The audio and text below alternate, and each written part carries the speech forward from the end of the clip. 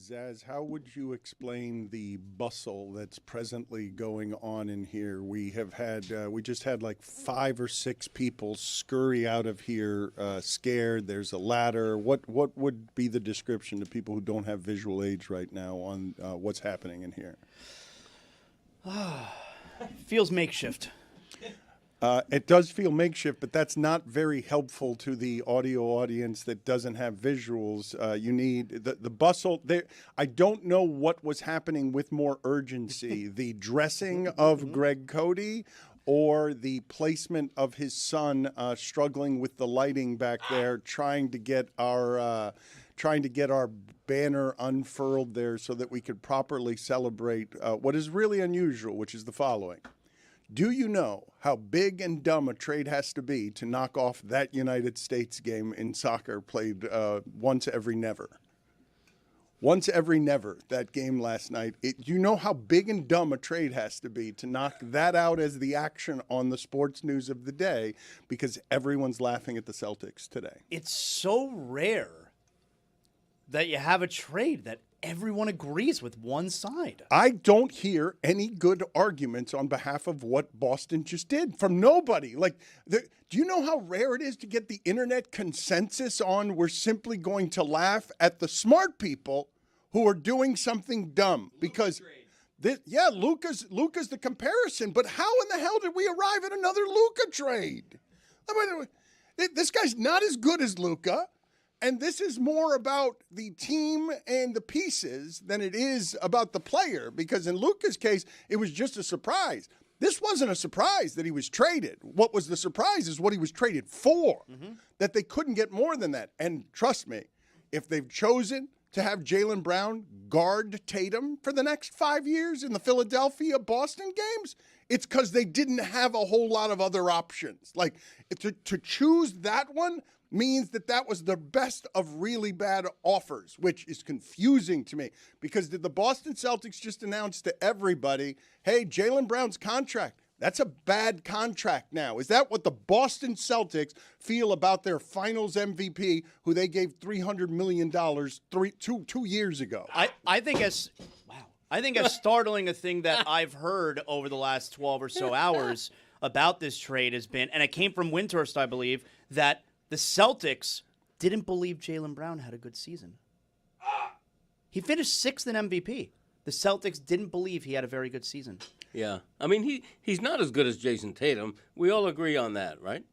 Not everyone, okay. Because Mike Ryan has been making forms of the argument that Tatum and Brown were playing at the end of those finals games, and Brown is the one that people were trusting. And Tatum is a champion, but Tatum has yet to show us, hey, he's going to, at the end of games, do the stuff that Brunson does. That's not, at the end of close games, that's not a killer skill that Tatum has exhibited in wherever it is he's trying to be like Kobe. I think they're both overrated, but I think Jaylen Brown's a guy that I fear more. I know what Jason Tatum's game is. It's a lot like Kobe. He literally patterned his game again after Kobe's, which is, one of the greatest 2 guards of all time, no doubt, but also a guy that wasn't super efficient. A guy that will just chuck up shots for the hell of it because he wants to get those shots up, whereas Jaylen Brown has proven that you can win a title if he is your best player in an NBA Finals series.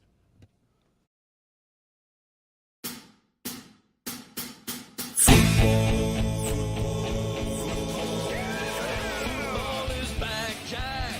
The beautiful game is on a roll, and we'll have an eye on every goal, shouting magisterial. No need to back down. Just park the bus, stop the attack. Will the hand of God put your header back on track? Football is back, Jack. Mbappe's flying through the air. Ronaldo's here for one last prayer. Will Messi come out to play? Or is it victory for the USA?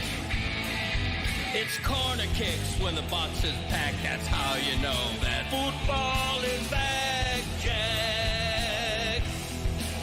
Let me hear you say,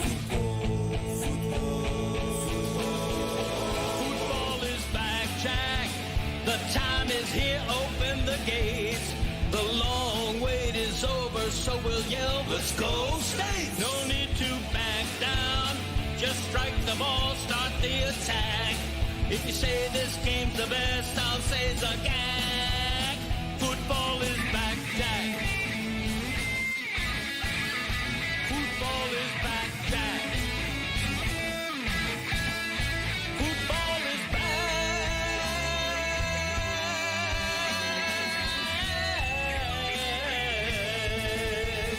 Football is back, Jack.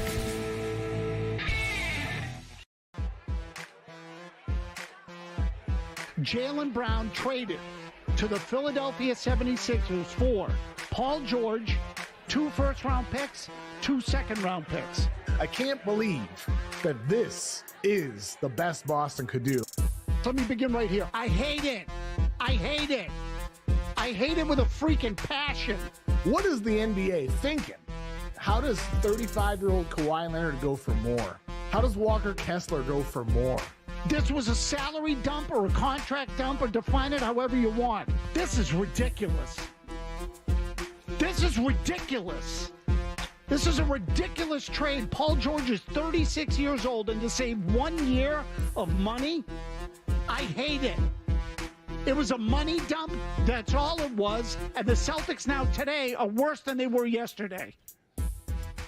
Did Mike Ryan, while he was taping Morally Abhorrent or while he was watching the United States win one of the biggest soccer matches in the history of this country, stop for a moment and listen live to Boston Sports Radio last night just so he could slather all over his nipples everything that's happening right now in Boston, where you will not find a single Boston folk Boston, who agrees with this trade in that city. I hate it.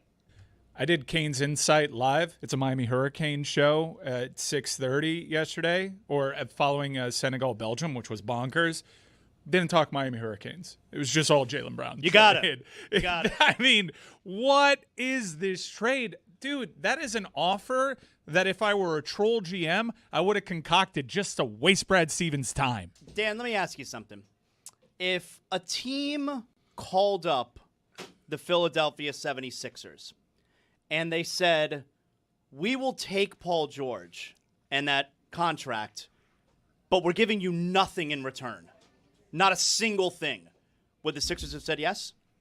It's a great question because Paul George is supremely washed, okay? Cheated last year, got caught cheating, and then made the excuse that or the explanation that he's dealing with mental stuff. So whatever we've previously described in a less tolerant and polite culture as a head case in sports, Paul George told you he got suspended because of reasons that he was taking care of his mind because he was feeling frail, and also as a basketball player cannot be trusted anymore to play well. Is not another version of Jaylen Brown. Is a washed, old, expensive former Jaylen Brown. Ton of miles on the Paul George body. Wherever it is that we talk about the Miami Heat getting Giannis Antetokounmpo and there being about 10 guys like that in the NBA,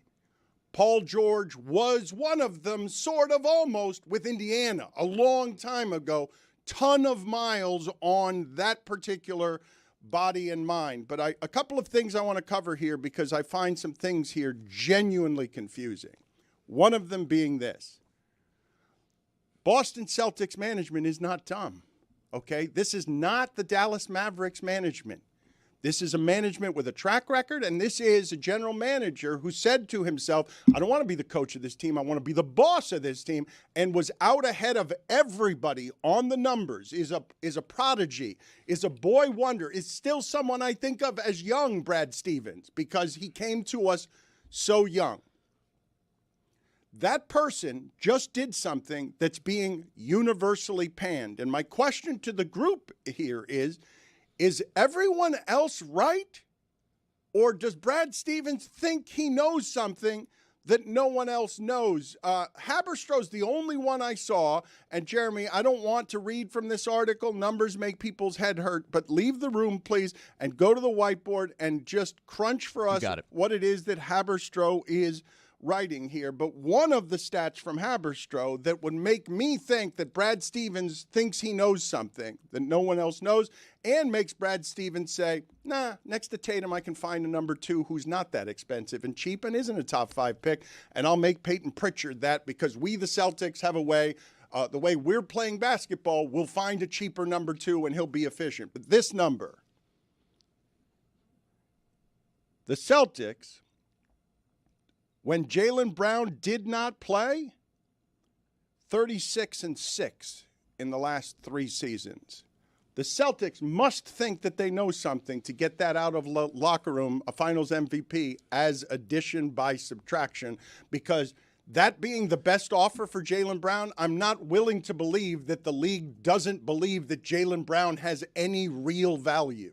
Okay, well, Boston was also pretty good without Jason Tatum most of this season, so I think you can counter that argument fairly easily. Look, what you're saying can absolutely be right. In fact, I do not doubt that inside of Boston's front office, they have conviction that they're going to improve on their team, and they're going to survive this, and we may not see the full vision. Maybe they do something with the picks, whatever. They could internally subscribe to the analysts that had Jaylen Brown as the 7th best player on their team. Well, that was Brad Stevens. The fact remains, this is an All-NBA second-team player, and they could believe all those things. What is this return, or lack thereof, I should say? The trade is not a surprise. This is what makes it different from the Luka one, but the noise around it is similar in that I'm just stunned that the consensus is this is dumb. This is just, how can the Boston Celtics be so dumb is something that's echoing across the country in a way that just knocked that soccer victory because people are so shocked,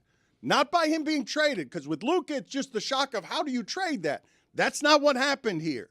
What happened here is everyone is shocked by how shitty a return that is for a finals MVP. And is it possible, I will ask you guys again, is it possible that the Celtics know something here about the future of basketball the way they did 3 years ago when they gamed the system and just took 53s a game and won the championship, where they're saying, no, Jaylen Brown, that's a bad contract now. Yeah, but so you acquired what Bill Simmons dubbed the second worst contract in the league.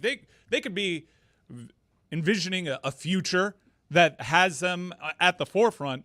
What part of Paul George reminds you, connotes future? What? It's a Paul George of this. They only got 2 picks. The plan cannot be Paul George. It simply cannot be we are pairing Paul George with this guy. It has to be some other part of this vision.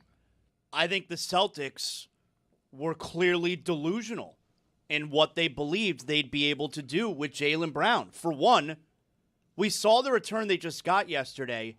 They thought they were going to get Giannis for Jaylen Brown. And instead they got Paul George and 2 likely crappy first-round picks in a few years from now. That's number one. And number 2, everything that we've been hearing about Jaylen Brown and the market being light for him was clearly true. It was clearly true. And I don't understand, there's a point that's been made, right, over the last 12 hours where Jaylen Brown did not ask for a trade. That keeps coming out. That's bullshit semantics, okay? Because Brad Stevens can understand, he can know his team that, hey, we went all in for Giannis, we came up short. The result is Jaylen Brown is going to have to be moved because even though he hasn't asked for a trade, I know the player, I know my team, I can't bring him back now. So that's a bullshit semantic argument that he never actually requested a trade. Brad Stevens knew this was the point of no return. We had to get rid of him. I don't think Brad Stevens got dumb overnight. I still trust him as a real brain in what he does. And if he determined that Jaylen Brown and Jason Tatum just couldn't coexist for whatever reason, and this is the best deal he could get, then I don't blame him for getting it. Let's not act like 2 first-round picks is nothing. If he can flip that into another deal that actually makes them better, unlike Paul George, who Paul George 5 minutes ago I'd have gone, is he still playing? he's almost like totally spent. But it's a bad deal, yes. But if those 2 first-round picks turn into anything, all of a sudden the D- deal turns into a C+, and everybody's going, all right, they had to get rid of him. I hate it with a freaking passion. You started to say, let some things play out and then change your mind because the voices are so loud on the other side of this, and they're unified, okay? Mike, you have it wrong statistically, just empirically on the analytics. The Celtics are about, we can go through the 100 possessions, but when Tatum is on the court, they are always plus, and Brown is somebody 3 out of 10 seasons who has not been. Their numbers, when you talk about whoever it is around them, there are differences there that make for a gulf between what Tatum and Brown are beyond what your eyes are telling you, just statistically and numerically. But whatever it is that people want to do with the analytics, the fact that the Celtics not only got this little in a way that is stupefying, just strictly stupefying, that they got this little for a finals MVP at 29 years old, who we all believe to be good, is one thing.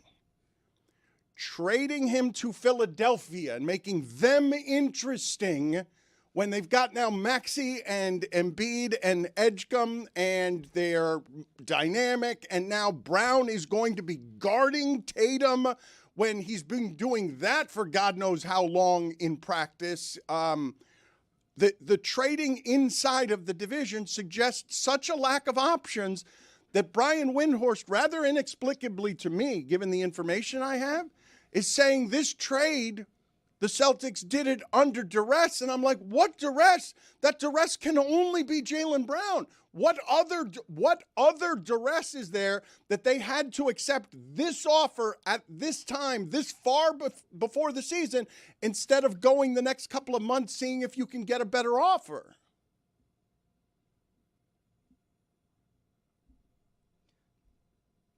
I saw yesterday one of the things that was mentioned by Shams Charania yesterday.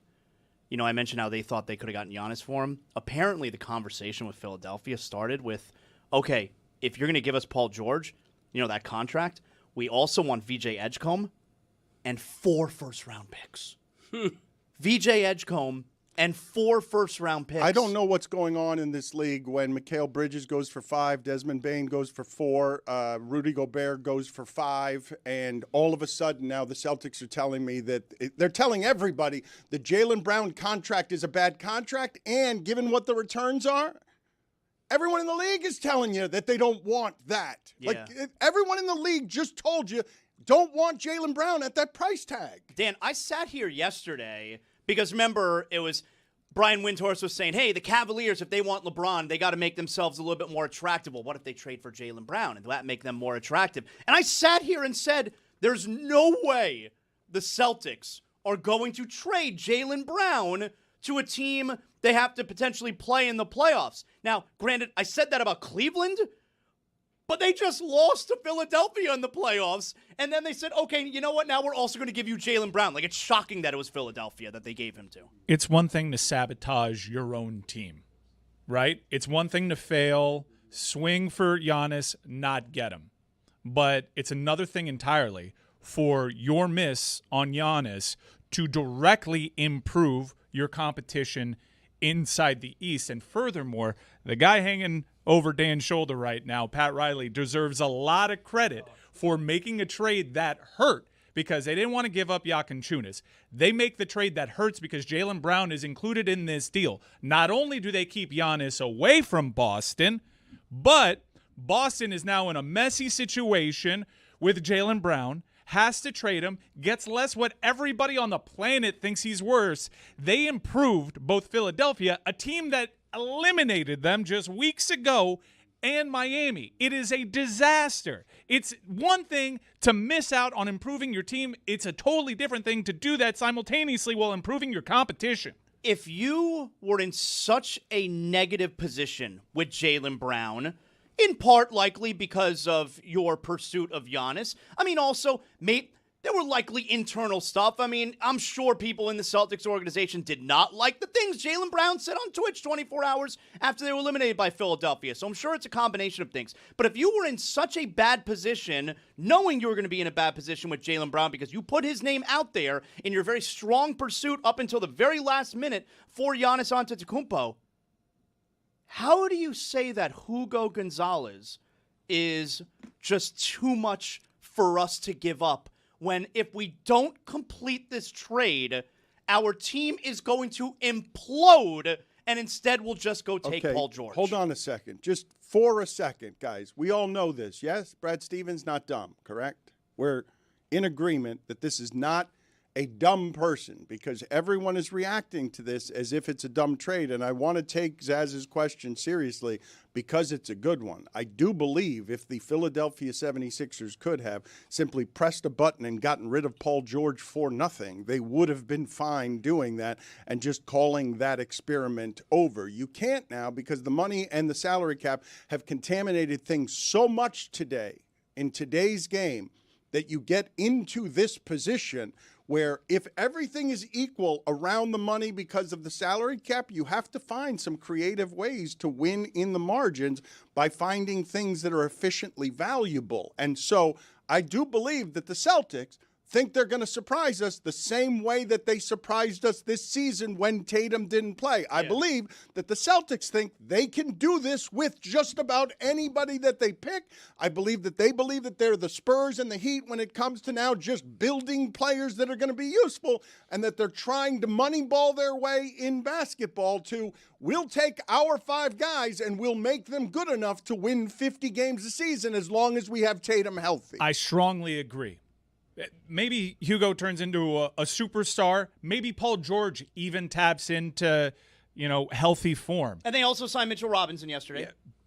That all those things can be 100% true, and this return can still be puzzling. But it makes me think, though, that the way everyone in the sport is now doing the calculations is a little bit beyond where it is. We are in understanding salary cap machinations because, Mike, it wasn't just Boston that told you that contract's not worth what it's worth.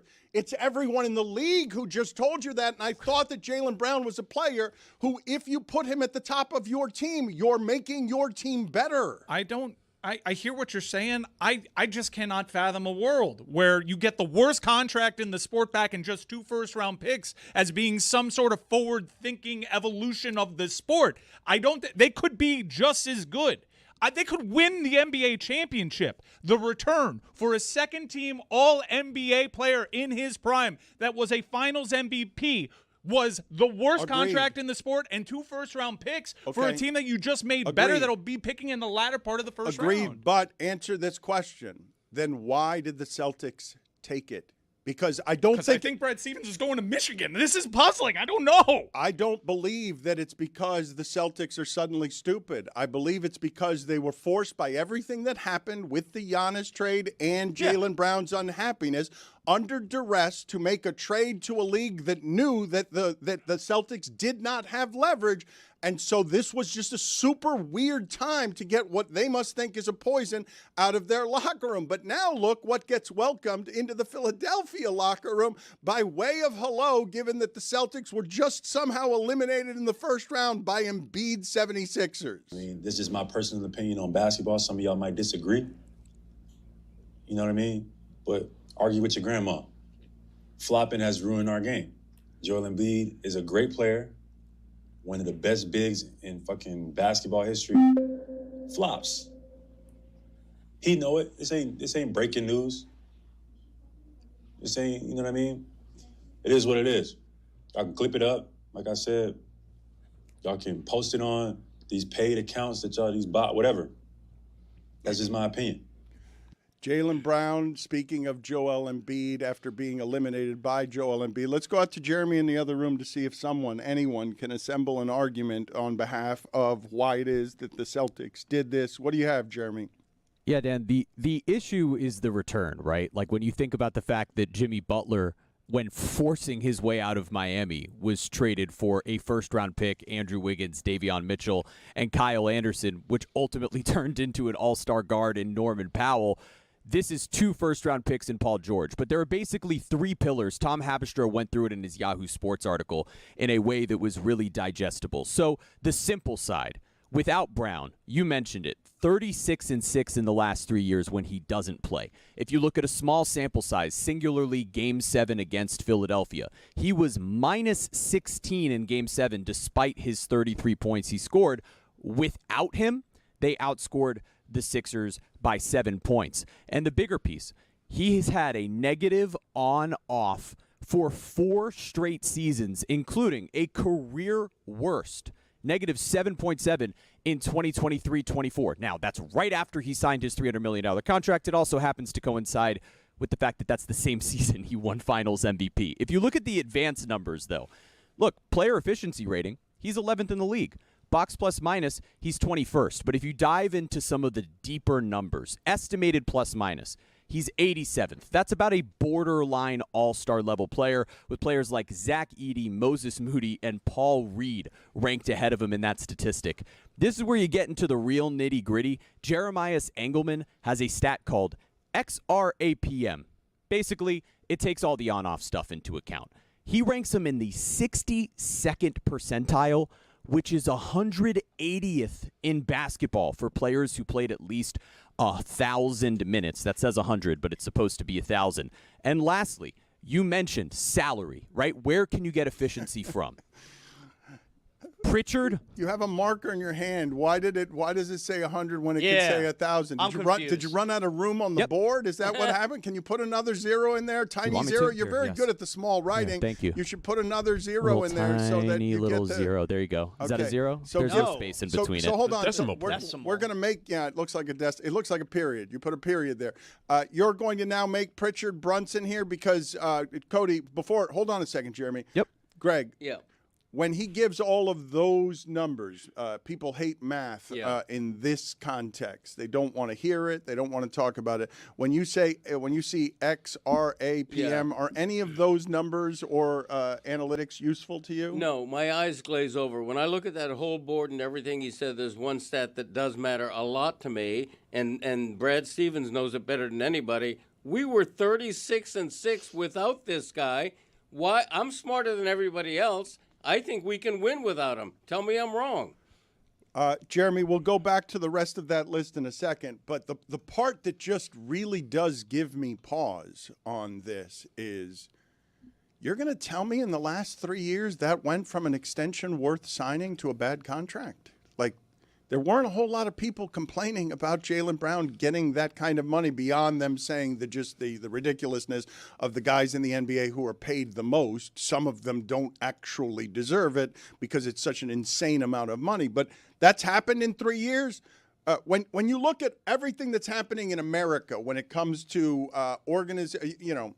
tech coming in, looking for efficiencies and trying to streamline everything in a way that takes its soul. That stuff has come to sports. Boston has been ahead of people, not behind them. They didn't fall so far behind that something is happening here that most people don't understand and no one seems to agree with, but they think they've got right. Otherwise, they don't have to do it now. They've just done something that is being viewed as intergalactically dumb that they don't have to do now because they think it's the right thing to do. It's not like they don't know that this is what the consequences of this was going to be. People are howling the way they have not howled since the Luka trade on this. Well, I think they did have to do it now because I think the situation was clearly untenable. Like, I think you have to kind of trust the organization that they have more information than we do about that. And I would expect, the Jaylen Brown smear campaign is likely going to start today where there's going to be leaks coming out. No, it already has. It already has. You've got Colin Cowherd saying, quote, I had 2 NBA sources, 2 people in the league, one an executive, one a scout, say that Jaylen Brown it's a disease. He suddenly thinks he's the smartest guy in every room he's in. You make a lot of money. Suddenly you're absolutely sure you don't want to listen to your bosses. You don't want to listen to consultants. You don't want to listen to teammates. This is something that is starting today, and the Celtics will now try to defend their position by leaking a bunch of stuff anonymously. Yeah. The reporting the next couple of days is if Jaylen Brown thought ESPN was an unethical network before, wait till you see what the anonymous reporting is going to produce the next couple of days. But I disagree with you saying that the Celtics must think that they know something or they're ahead of the curve with what the future looks like in the NBA. Clearly, the rest of the league is there with the Celtics. Otherwise, they would have gotten a much bigger return. The fact that they only got this, doesn't that mean that the rest of the league agrees we don't value this player? It's an excellent point, Zaz. And again, they could win the NBA championship, and this could still be a bad move because the value that they got in return for a prime second team All-NBA Finals MVP leaves so much to be desired. This is ridiculous. Jeremy, finish what it is that you were telling us there about Peyton Pritchard being Jalen Brown. Jalen Brunson? Yeah, I mean, look, is that the argument I'm going to make? Absolutely not. But this is what the Celtics might be thinking. You see a guy when Brown wasn't on the floor this year who averaged 25 points, 7 assists, 5 rebounds on 51% shooting, 44% from 3. The team was 8-2 in the games he played on his own. He had a 58% effective field goal percentage in isolation this year, so essentially a guy using his quickness in isolation. That was second amongst the 63 players with at least 100 isolation plays this season. And over the next 2 years, he makes $7.8 and $8.3 million respectively, lining up with the massive number that Paul George has over the next 2 years. But Jaylen Brown has 1 extra year on that deal and is due another extension that's going to put him up at about $70 million in the years after that. This is clearly an example of the Celtics not wanting to pay that extension, but this is a guy who was a 10-year-long homegrown first-round pick who won Finals MVP. To give that up for Paul George and 2 first-round picks, no matter the analytical argument, the asolytical argument that Udonis Haslem coined, it just doesn't make any sense. I hate it with a freaking passion. I want to ask you guys a little bit about the times that we're in, okay? Because Jaylen Brown is growing up in a time where his adult years are basically the years of the internet.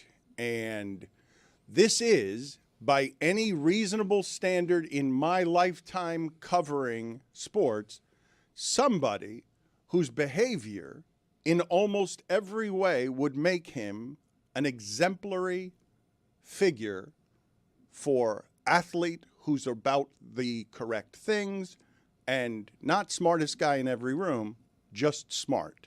And while you might not like some of the things that a proud, opinionated black man has to say, this particular one at any time in my lifetime before social media would have been an exemplary role model who is now going to get dragged by the Times, the New York Times anonymously, all of the times that we live in that are going to make Jaylen Brown a bad person when that person has never in my lifetime as an athlete been a bad person. He's about to get smeared. He's about to get into a fighting posture with the internet because they are going to desecrate somebody who has, against all odds, climbed to the top of a very competitive food chain. It's fascinating to watch because he's had no real issues. The real issues would just be whatever happens in the locker room where there's ego and whatever happens to the to people growing up in this age because they think the internet is real, and the unhappy and sad and people on the internet who are just looking for a laugh are now making him less than, when he's got no context under which he can be less than except the one that we've put him in. It is really crazy to see this person, a role model by almost any definition in sports, is now about to get dragged even worse than he's been dragged. I mean, Pat, like, if you knew this was going to be the end result, I would have said throw in 3 more picks. Please. What? Can we come up with a hypothetical trade that's funnier than this? Oh, my God. Dan, they didn't get a good return, and they made the teams in their conference that much better. Imagine if LeBron ends up here. They know they're going to get Giannis for this guy. We got Giannis. That's right. The Heat got Giannis. We broke him. Always F Boston. Pat Riley runs this show. And how about the way that this summer could possibly, I'm not going to say sure thing because I can't predict the future. But how about this summer possibly ending with the Heat adding LeBron to Giannis? And the Boston Celtics implode. That's right. Oh, and by the way, the Heat and Pat Riley also took the Celtics cookies at the draft last week. Let's not forget about that because the Celtics wanted Ryan Conwell at number 40. You know about the Ryan Conwell? The Heat were number 41, and the Heat said, oh, that's the guy you want? Well, let me make a trade in front of you. I'm going to take him. How about that, player? I hate it. Okay, while I find all of this funny, I do believe that the Celtics, healthy, are going to figure out a way to win 50 games. And also, this part has been really confusing to me to see just all of the changes in basketball. So, it wasn't that long ago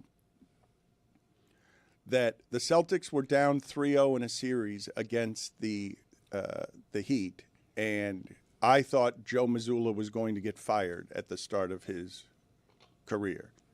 And I was asking people up to and including after they won the championship, is Mazzulla a good coach?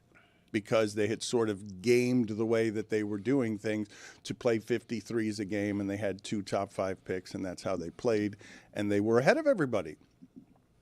And now we're laughing at them, and they're behind everybody, and they've made Philadelphia interesting. And I'd be just curious here. Can you look for DraftKings betting odds? What are the betting odds between DraftKings Sports between the Celtics and the Sixers? How much did those odds change with simply this trade? Because the Sixers already, they feel like the Sixers today. The Sixers already beat the Celtics in the last playoffs when they had Joel Embiid healthy, almost kind of, for a few games. They basically beat the Celtics with the only 7 games of health in Joel Embiid's last 3 or 4 years of career because he was just healthy enough to beat them in 7 games. Game 7 on the road.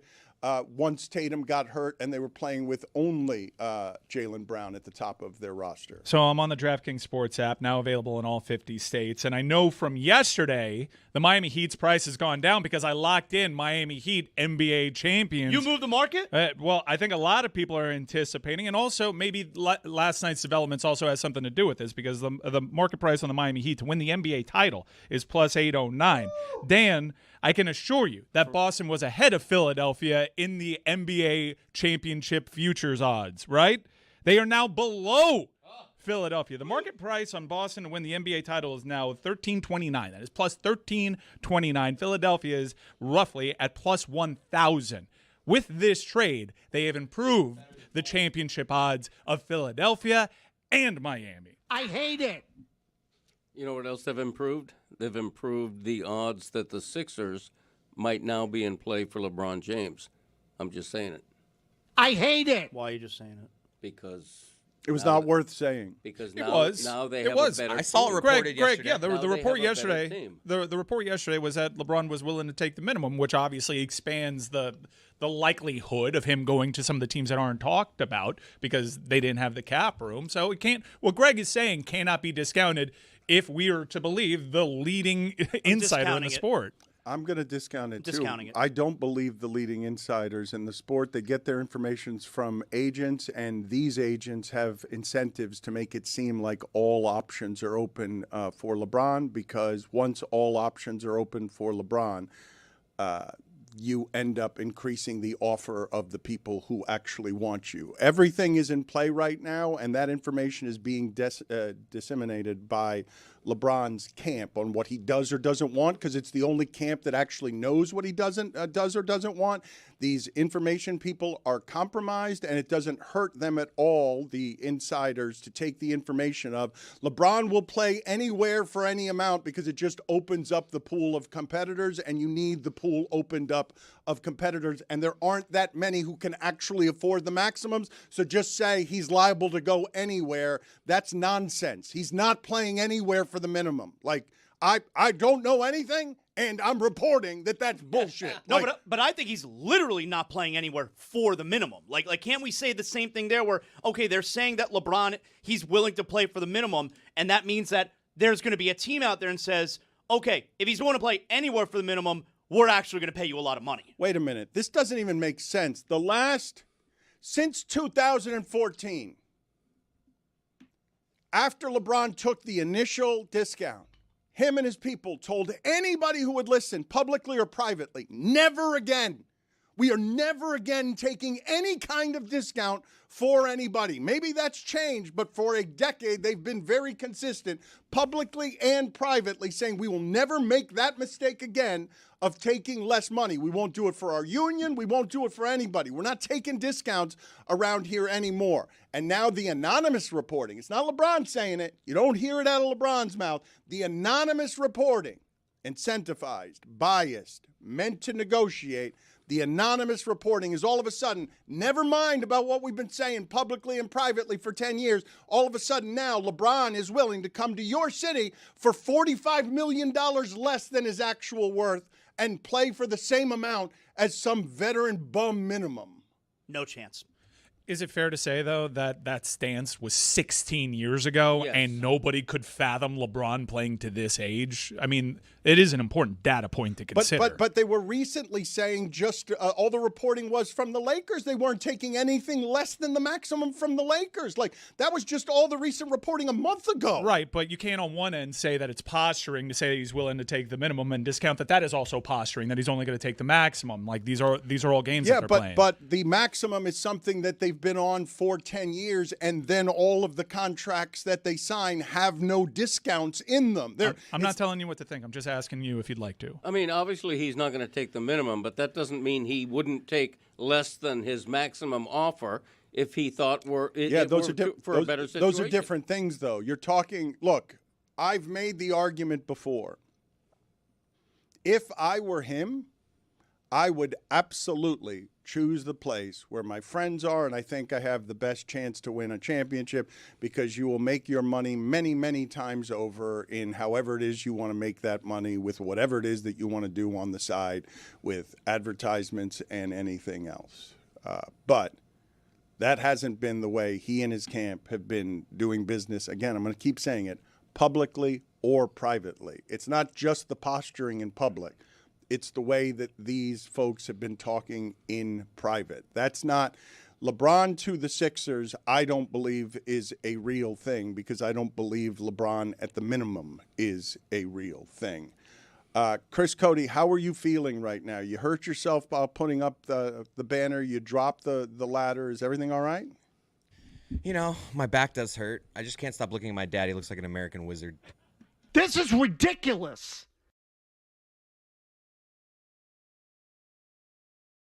Coming up on Mystery Crate this week, we got a good one. It's 4th of July week, so we're talking about I'm the kind of guy that with everything 4th of July, we got a lot of them. We got the whole crew, Jess, Rose, Jeremy, Zaz, Tony's here. We play a great game with Rose where we just sing the start of a very popular song and she botches the lyrics every single time. Wise men say only gold will stay. Exactly. That exact thing. We do a bunch of those. It's freaking hilarious. We also have a true championing of animal findings. Can we say that? It wasn't a rescue. It was rescue. It wasn't a rescue though. Discovery maybe. Returns. Well, we don't know if it was returned or not, which you're gonna have to find out here. Find in the out episode. on Mystery Crate. Yeah. Check it out. Only foolish day.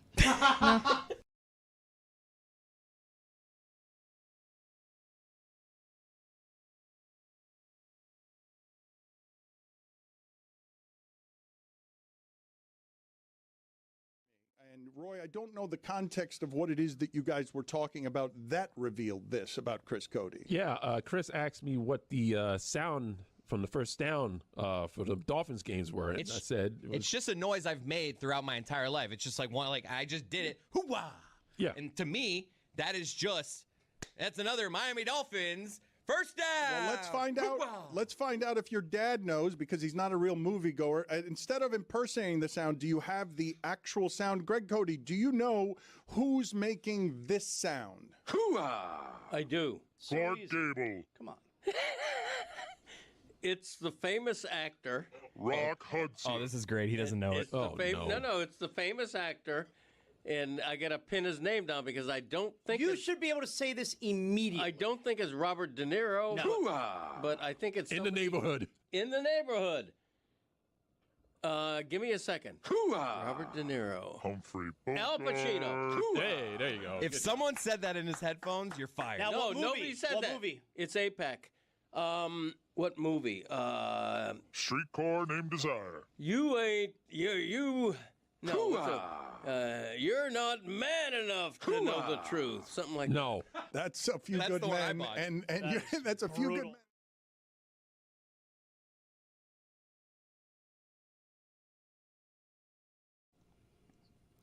So much crazy stuff here that not even making the rankings of crazy stuff is that a few years ago, the lacking in credibility front office of the Knicks decided that they were going to trade 5 first-round picks for Bridges because they wanted to specifically knock off the Celtics on the perimeter with their perimeter defenders. And they did. I just can't believe that happened, that worked, and that New York finished what was a very promising time for Boston. We will get to the United States victory, a giant soccer victory, and I will remind you, Mike Ryan is doing Morally Abhorrent, a very specific soccer podcast that's inside and outside of the show, and he went live with reaction. So if you want detailed, good coverage, immediate coverage that has some strong stuff in it that isn't just us yelling "Go States," that's already out. We're bringing in Amin now, though, and before we do that, Jeremy, can you just give me the Bill Simmons timeline on his public thoughts about everything happening with the Celtics over, I'm going to say, the last 6 months or so? Oh, yeah. Tell me. Simmons said Giannis's value was tanked. The Celtics then offered Jaylen Brown for Giannis, but wouldn't give up Hugo Gonzalez, and thus missed out so that the Miami Heat could get Giannis for a big haul. Then Simmons said that Jaylen Brown is worth a ransom, and then he was traded for Paul George, which Simmons described as one of the worst contracts in the NBA. I hate it. Just went 6 to midnight. Amin, that's a disturbing visual. Zaz just went from 6 to midnight. I thought he was. I didn't think he was at 6. I was unaware that he was at 6. 3:15. You got to. I don't know what time it was. I don't want to think anymore about what's happening with that particular. Wasn't even at 8 clock. I was going to use another word that didn't have the L in clock. Can you tell me, Amin, if you've read anything, heard anything that makes sense to you about what Boston just did? No. No, I haven't. Dan, it's not going to get quite the same vitriol because it doesn't come with the same unexpectedness, but it is eerily similar to the Luka Doncic deal in this aspect. You can internally surmise this guy's not good enough for us to move forward with. What you cannot do is just accept anything when there is no pressure, there is no deadline hanging over you. They did not have to do this deal. A lot of people are going to, have ridiculed the Milwaukee Bucks, but guess what? They decided they wanted a certain haul for Giannis Antetokounmpo. And if they weren't going to get it, they weren't going to trade him. And so they dragged this thing out. And was it awkward? Yes, it was awkward. And was it uncomfortable? Yes, it was uncomfortable. And were people frustrated? Yes, they were frustrated. But at the end of the day, Milwaukee got what they were looking for.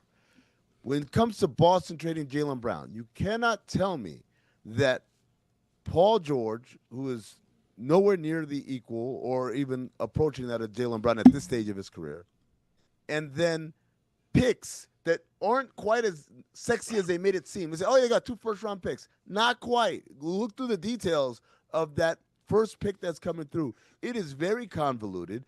In most scenarios, it's a swap. It's not an actual new pick that they get. And then they get another first-round pick in a couple of seconds. It just, I don't know why they would agree to that paltry a haul without any sort of real pressure of a deadline of his contract is going to expire. We got to move him for something now for that to happen. And the kicker on all of this, there's reported Shams Charania has said that the original Celtics demand was VJ Edgecombe, and they ended up at Paul George. And 5 first-round picks, not just Edgecombe and 5 ones. Delusional. I mean, sure, Zaz, it is delusional, but the idea is that you start there to end up with like Edgecombe and 2 picks, right? You don't do that so that you end up with Paul George, a pick, and then a weird pick swap. Yeah, but the situation. contracts have to match. You need contracts to match. So we make the deal bigger. Like, guys, this isn't hard. The contracts have to match, so you guys have to take Bobby Portis too. Okay, right? This is how this works. This is how the NBA works. The contracts have to match. That doesn't mean, well, this is the only way the contracts match. What are we supposed to do? They kind of threw their hands up, and you know, and usually when it's deals like this, we're like, oh, I don't know why they would do that. There's some element of, oh yeah, but they also got this guy, and you know, right now this guy isn't a big deal, but in a couple of years, he's going to be something else. That's how these deals work. We're looking here at the Celtics, and I'm like, where's the upside in this? Tell me where the upside is. It's not in the pick that's going to be a pick swap, most likely. Maybe it's in a future unprotected first-round pick.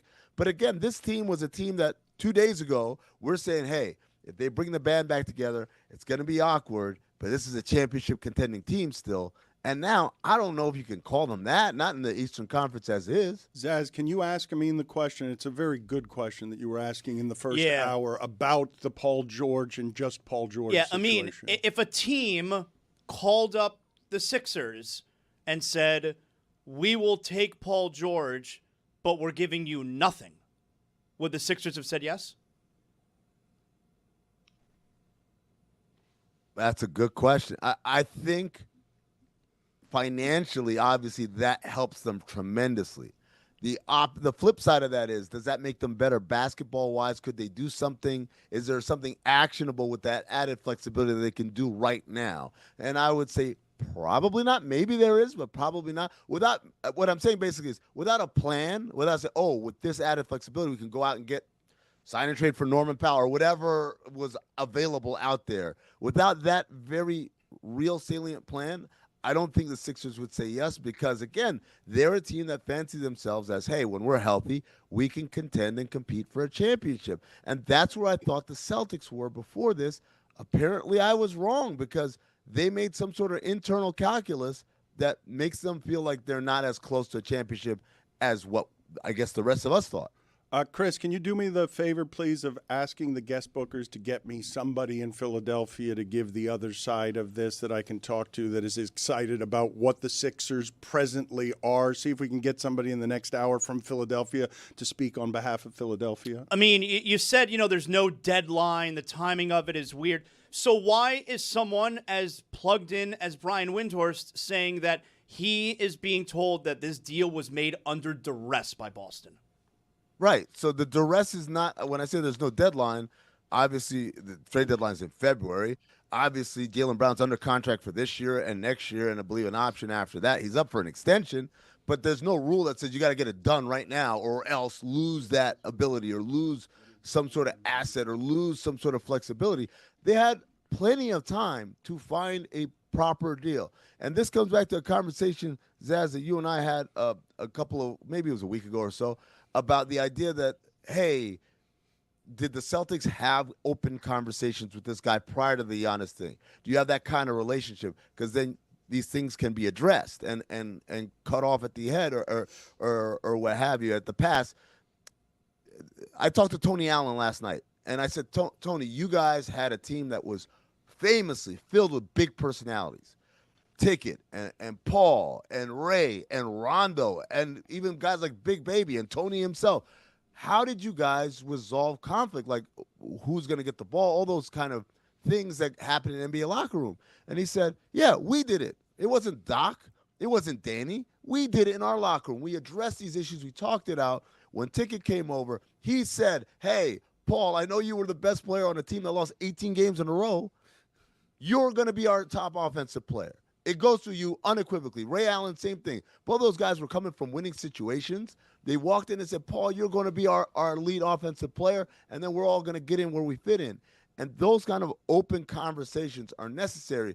And it doesn't look like anyone in Boston had an open conversation. If the duress was, Jalen's really upset, then address it. Talk to him. Stop being non-confrontational. Figure it out. And at worst, you could do what the Nets did with Kevin Durant a couple years ago, which is, okay, we'll trade you. We're not going to do a bad deal, though. So in the meantime, be professional, show up, play hard, and we will search for the deal that will get you out of here to somewhere you like. And they did. He did. He respected it. He showed up. He played well. He played hard. And eventually the Nets found the deal from the Phoenix Suns that got them the picks and got them Mikal Bridges, who turned into a zillion picks, and it's paid off for them. I do not understand, just like the same way I felt when Luka Doncic got traded. I can understand trading Jaylen Brown. I can understand Luka Doncic getting traded. What I cannot understand is, this is the deal you came up with? All right, couple of questions, though, and this one's a quick one. Just quick back and forth. It's a yes or no. You said the Luka trade was a cratering trade for a franchise. Is this one? No, because they still have Jason Tatum. And if he's anything near what he was before the injury, I think they'll be fine. But it is a massive blow. It's not cratering, but it's a massive blow. Last question. Take on the role of Brad Stevens right now, talking privately with someone he actually trusts. Cody, I can hear your stomach. You need to start eating breakfast. You're Brad Stevens. The honest answer, best guess, why did you do this, Brad? Why did you do this? This is his wife asking him, his kid who's heartbroken. Right. Why did you do this? What's the honest answer? Dan, when typically smart basketball people, and I think we would all agree that Brad Stevens is a smart guy, as is the rest of his front office, Mike Zarin and Dave Lewin. These are all really bright basketball minds. When they do something that seems totally out of whack, it's usually one explanation. My owner was on my ass. I had to do it. He was on my head, and he was not patient, and I could not get him to just understand, hey, there's a long play for this. So we had to do it. Thank you, Amin. That does actually make sense. It sort of tracks, right? If there's no duress anywhere, where's the duress? You've got otherwise smart people. You've got a market that has cratered and is giving you something in return that makes the entire internet laugh in chorus at you and consensus. It is so rare in sports to have one of these situations that's this kind of mystifying from smart people. Jimmy Haslam deserves a little bit of credit, too, because his whole logic in not taking Boston's offer was, I don't want this problem. I don't want to have a superstar that doesn't want to be here. He didn't want to happen to Milwaukee. What just happened to Boston, which is people know that I'm leveraged in this situation. He's disgruntled. Let me take a more sure thing and not invite this problem. Smells like roses today. It's wild, though. It really is wild to see the spectrum of, John Moran is traded for that little because he's too dumb, and Jalen is traded because he's too smart. Like, it's just weird to have that be what's presently happening in the NBA. You need to find that sweet spot right in the middle. Well, I remember people were worried about drafting Jaylen Brown. Like, this isn't a disease, as everyone is calling it. Jaylen Brown has thought he's the smartest guy in the room from the jump, because in many cases he is. This is a guy who was top of his high school class. He played on the chess team at Cal as well. He was offered a NASA internship. He took a master's class in his first semester at Berkeley, and he taught a lecture at Harvard as the youngest person ever to do it. He is a brilliant guy, but he tweets like an NFL wide receiver, like I've been saying. I bet he reads books, too. Ugh, loser. What did Chris Cody just shout just in? Yuck, in all it? of that. No, but there was an alarm sound in there. Nerd alert! Okay. He's a lib. Greg Cody, I have been remiss. Where's the other guy? I have been remiss in not talking about soccer from yesterday. That shit was awesome. Well, I mean, Yes, Belgium yeah, was awesome. It was awesome Oh, before yeah. it got to the United States. I don't know what kind of historic setup this was. I don't know whether you guys preferred Belgium or Senegal for the United States. I know they just beat Senegal before the World Cup started. That was very exciting. I think we want payback from Belgium, right? Senegal is very good, but I don't know what the historical context is for being down 2-0 in a World Cup game in the 80th minutes and you score 2 goals and then win the game and don't need penalty kicks. Like, I just don't think that happens very often. Well, it obviously doesn't happen very often, but I don't have the historical context for how often that's happened in the World Cup. That doesn't happen a lot in soccer, anywhere in soccer. It was awesome, but Mike, like, they got jobbed at the end of extra time, right? Was that a penalty? I thought it was a penalty. Yeah? Yeah, I thought it was a penalty when it happened. I was surprised that the commentators didn't go right there. It was a penalty. You get into this trouble spot here where you're slowing things down, as we saw with Balogun and that red card yesterday. Bullshit. It was kind of bullshit. Terrible call. It was bullshit, and that puts the United States in a difficult spot. I understand the recent data points. Belgium crushed the United States very recently in a friendly, and the United States looked really good against Senegal. That kind of started this whole run that carried into the tournament. I said the same thing before the match. I'll say it right now. Give me Belgium. I think individually they're not as good as their badge suggests. I think Senegal athletically and just talent-wise, top to bottom, provided more challenges for the United States, especially with Balogun out. So give me Belgium. And yes, the Wondolowski miss, the Tim Howard sacrificing his body against Belgium, and an instant classic match. I want the revenge against Belgium. I don't even think it's close, in my opinion. I prefer the U.S. to play Belgium. Belgium's an old team and a slower team. The United States youth and speed, I think, is going to really show. You and I weren't saying that to start that Belgium-Senegal game. We were watching that together. You and I were both like, I think Senegal I'd rather play. And then like 20 minutes into the game, we flipped our take. No, that's absolutely not true. That's not the way I remember. Why are you lying? He's not lying. Greg was into the beers. I have trouble remembering. Okay, I had a nice, safe 14-beer buzz. Okay, before I even left the house and Senegal scored 1-0, I said, man, Senegal looks good. Senegal... So did that 4 at the bar. So you were misquoted by your son. Yes, I just want to be clear here. Your son just put forth what was your opinion. You're calling him a liar. I'm saying he's mistaken. No, you're saying he's lying. I would much rather play. How many times do I have to say that? I would much rather play Belgium than I would Senegal. But it's not how many times you have to say it today. What were you saying about 12 hours ago? Your son is saying you were saying the opposite 12 hours ago. I was arm in arm with 13 of my friends saying we should open up a bar together. I just remember you and I together having the moment of like, I think I've changed my mind here. And we were like in lockstep with it. I cannot be held accountable for what I say 14 beers deep. Okay, you know this about me. It wasn't 14. It was like 12. Come on. Don't besmirch me. No, I would rather play Belgium. They're old and slow. All right, we got it. Can we listen to my dad celebrating the first goal? He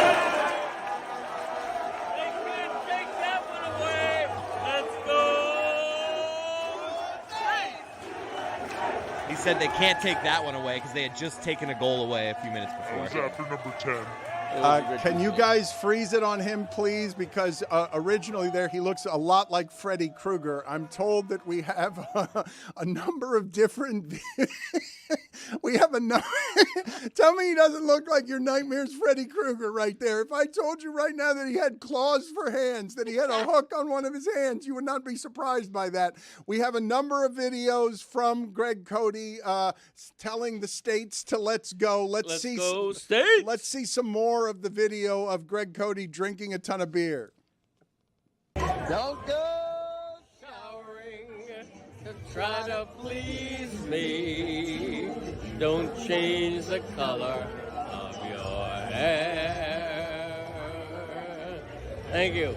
Good night, everybody. That's the beauty of being in a watch party. You can say anything. That's what we did during our hydration break. It seems like I wasn't the only one 10 deep there, huh?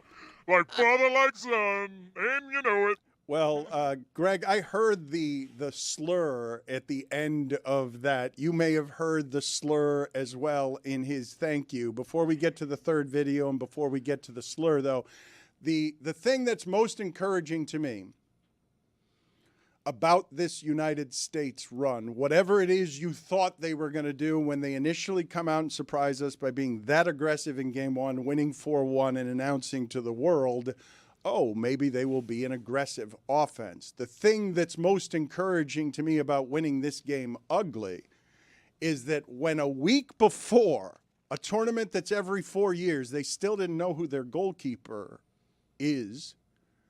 In 3 of the games where they were trying their hardest, 3 World Cup games, they've allowed 1 goal.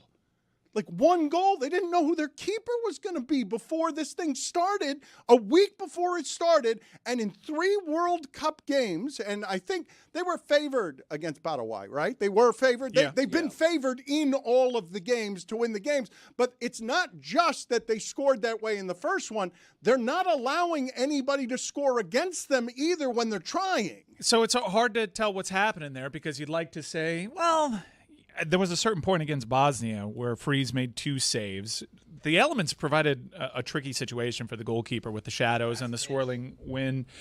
Freeze made 2 saves pretty early on, and the commentators said, and that is the same amount he's had of saves throughout the entire tournament so far. He only had 2 saves up to that match, and he matched it within the first couple of minutes against Bosnia. I still think the United States plays a style that will afford teams chances. I think that what happened against Turkey was against the second team, so that's not a real data point, but I think in the ramp up against Senegal, against Germany, this style has its drawbacks for the United States. Tim Ream is older. He can get caught out of position. He can get caught flat-footed or flatly. He's just not fast, folks, and it'll lead to chances. I do think Belgium will score. I don't know if I want – I certainly want to believe that. I think the world of Chris Richards. I think he's a hugely important player for the U.S. Want to believe what? That this defense is for real, but I do think that we're going to concede some chances against the next opponent. I thought when the U.S. was on the red for the final 30 minutes of the game yesterday, I mean, granted – Bosnia-Herzegovina, they had control and some chances for like the first 5, or so minutes when they were on the red. But the rest of the game there, the U.S. had possession. They were getting scoring chances. Down a man, I thought the U.S. looked fantastic. Would you be interested in some reaction from Greg Cody? An indiscriminate number of beers in, but the spectrum seems to be between 12 and 14 beers in, reacting. That was by your own admission. You knocked it down from 14 to 12. I was kidding. Well, I heard the slur in your voice, and we're going to go do an investigation of that slur in a second. They got extra tall ones, so if it's 24 ounces, that's still 1 beer. So here is the sound and the reaction of Greg Cody reacting, I'm sure, quite reasonably to the red card. All right. Hey, that's what I'm talking about. U.S. up 1-0 at the second half hydration break. And hey, that's what I'm talking about. Except that red card, that was absolute bullshit. Thank you. Why are you always thanking us? All right, here's the thing. Le Batard always says I'm a homer. Okay, I'm not a homer for the local teams. I have one home team, and it's the United States. Whether it's the men or the women playing soccer, whether it's on ice, I cheer for my country unabashedly. Okay, so let's get that out of the way. But it wasn't. What makes you say that? I couldn't tell from the way that you were dressed. Okay. That's a good point by you. I feel like there's a real need for you to say that you cheer. You look like an old woman. Unabashedly, you look like an old Ukrainian woman who happens to be wearing a United States scarf around her neck for some reason. Yeah. Good night, everybody. Okay. Listen to this. Listen to this. This is Elvis during the peanut butter and Nana stage when he was hooked on pills. Thank you. Good night, everybody. All right. I do want to say one thing about the Balogun red card, which will eliminate him from playing against Belgium. That's crazy, by the way. I worry about that. That's not a small thing. It's a terrible. It was a Pyrrhic victory, by the U.S. because it's a win that comes at great cost. I am very concerned that because of that, what a striker he's been in this World Cup for the U.S. And I am concerned that they are much less a team without Balogun, and I think it shifts the way I'm thinking about the Belgian game a little bit. I still expect them to win, but I think that's a real loss, this guy. Is he doing the things that everyone was expecting and has been expecting for the last 4 years from Pulisic? Well, we need Pulisic needs to. See, this is so huge now for Pulisic that Balogun is out next game. Christian Pulisic has been the state's best player for a long time, and now with Balogun out, he needs to go out there and win the U.S. a World Cup game. Balogun's been their best, most consistent attacking player. I thought Christian was actually kind of bad in the early parts of that game and started coming alive when they actually went down a man. But Balogun, not since Brian McBride have I had this much faith in a striker that when he gets into a threatening position is going to get a shot on frame. The goal that he had, to the casual observer, they don't understand the amount of power and skill that takes to keep the ball at his feet, dribble through 2 tackle attempts in the box, and go 5-hole on the goalkeeper. That is class. And it is what was promised when Balogun came on the scene. Now, Pepe, I am a huge fan of Ricardo Pepe. I think highly of him. He's had some injuries, and he's had some puzzling dips in form. But Pepe, I think, is our best option. If Weah were on better form, I'd argue, hey, let's kick Pulisic up top. He can play that striker role a little bit, and you don't lose that much with Weah on the wing. But Weah's been bad for like the last 6 months. So it's going to be Pulisic. It's going to be Pepe. I have faith in them. I think it's enough. Pulisic is going to need to be better. Yep. If you guys want more instant analysis and deep in the weeds on soccer stuff, Morally Abhorrent is already out, and it covers the particulars of the game. One of the things that I'm surprised by, and Mike, you weren't here when we were having this argument because everyone here was hopeful, and everyone here was saying, not unlike Landon Donovan had given some voice to, and some other people had given some voice to, when they said it's not ridiculous to think that the United States can win the World Cup. And then Tim Howard said, it is ridiculous. It's totally impossible. I happen to agree with Howard. However, and I still agree with him because I believe that when this gets into the deeper stages, they're really outclassed. And that's no indictment of them. The part that I can't believe is we're headed into our 5th game of the World Cup. So this now classifies as a run. Whether you think it's diluted or not, it classifies already as a run, but this is the most surprising thing to me, and it's just not a place that I had American soccer, and it's certainly not how we've been talking about American soccer for 20 to 40 years, which is they've been favored in all 5 of the games. They're going to be favored against Belgium. They are slightly favored, not as much as they would have been if Balogun was available. No, they're minus 130 on DraftKings Sports, and Belgium is plus 105. But still, to have the United States favored for 5 straight games and then meet the expectations and exceed the expectations makes this already better than anything I thought they were going to do, and they have already exceeded expectations for what American soccer is because they've turned themselves into a team that has the respect of being the favorite when they've never been that. Like, that's just not a position in the sport they have ever occupied, that they could play 5 World Cup games when I'm guessing in their history, they probably haven't been favored. In the entire history of United States soccer, I'm guessing in the World Cup, they probably have not been favored 5 times. They do have a fortunate round of 16 draw, though. They do. I mean, Belgium, Senegal was going to be an easier draw than a lot. They could be playing France right now. I mean, they lucked out in that sense. Agreed, but still. Given the placement of American soccer and the way everyone's talked about American soccer. And to my dad's point of like undercutting your point a little bit, the host nation does get a favorable group. Yes. So whereas if they weren't hosting, they'd be in a tougher group. True. Probably wouldn't have been Guys, favored. we were talking about this team probably having trouble qualifying for this tournament over the last 4 years. Pochettino's already the winningest manager in U.S. World Cup history. I love that guy. There's a whole new world. Love his outfit. Over here, what a vibe. I understand why people are like, wait, man, we're feeling good, Tim Howard. Why are you taking away our feel good. And I do think that, hey, when you're a host nation and you look as good and as threatening as the United States do, all the cards are on the table. Anything is possible. But while they've had a favorable draw thus far, and Belgium counts, even though they're a name brand, once they get past that, you're looking at either Spain or Portugal, and then France in the semifinal. Whatever. Again, pack it, 100,000 people. Jerry World, you're already in the semifinal against France. I mean, this is beyond our wildest dreams. Let's go for it. Let's shoot for the moon. But the fortune, the fortune, if it didn't end with Balogun's red, will end beyond Belgium if they get that far. Yes, I agree with you, because then the opponents get super tough. For me, France is far and away the best team in this tournament. You take away France, and I think the U.S. is in the mix with anybody else. But I don't agree it's already been a successful tournament. I think that, they've been here before. Keep in mind, this is a 48-team tournament, not 32. They have been here before. They were expected to beat Bosnia.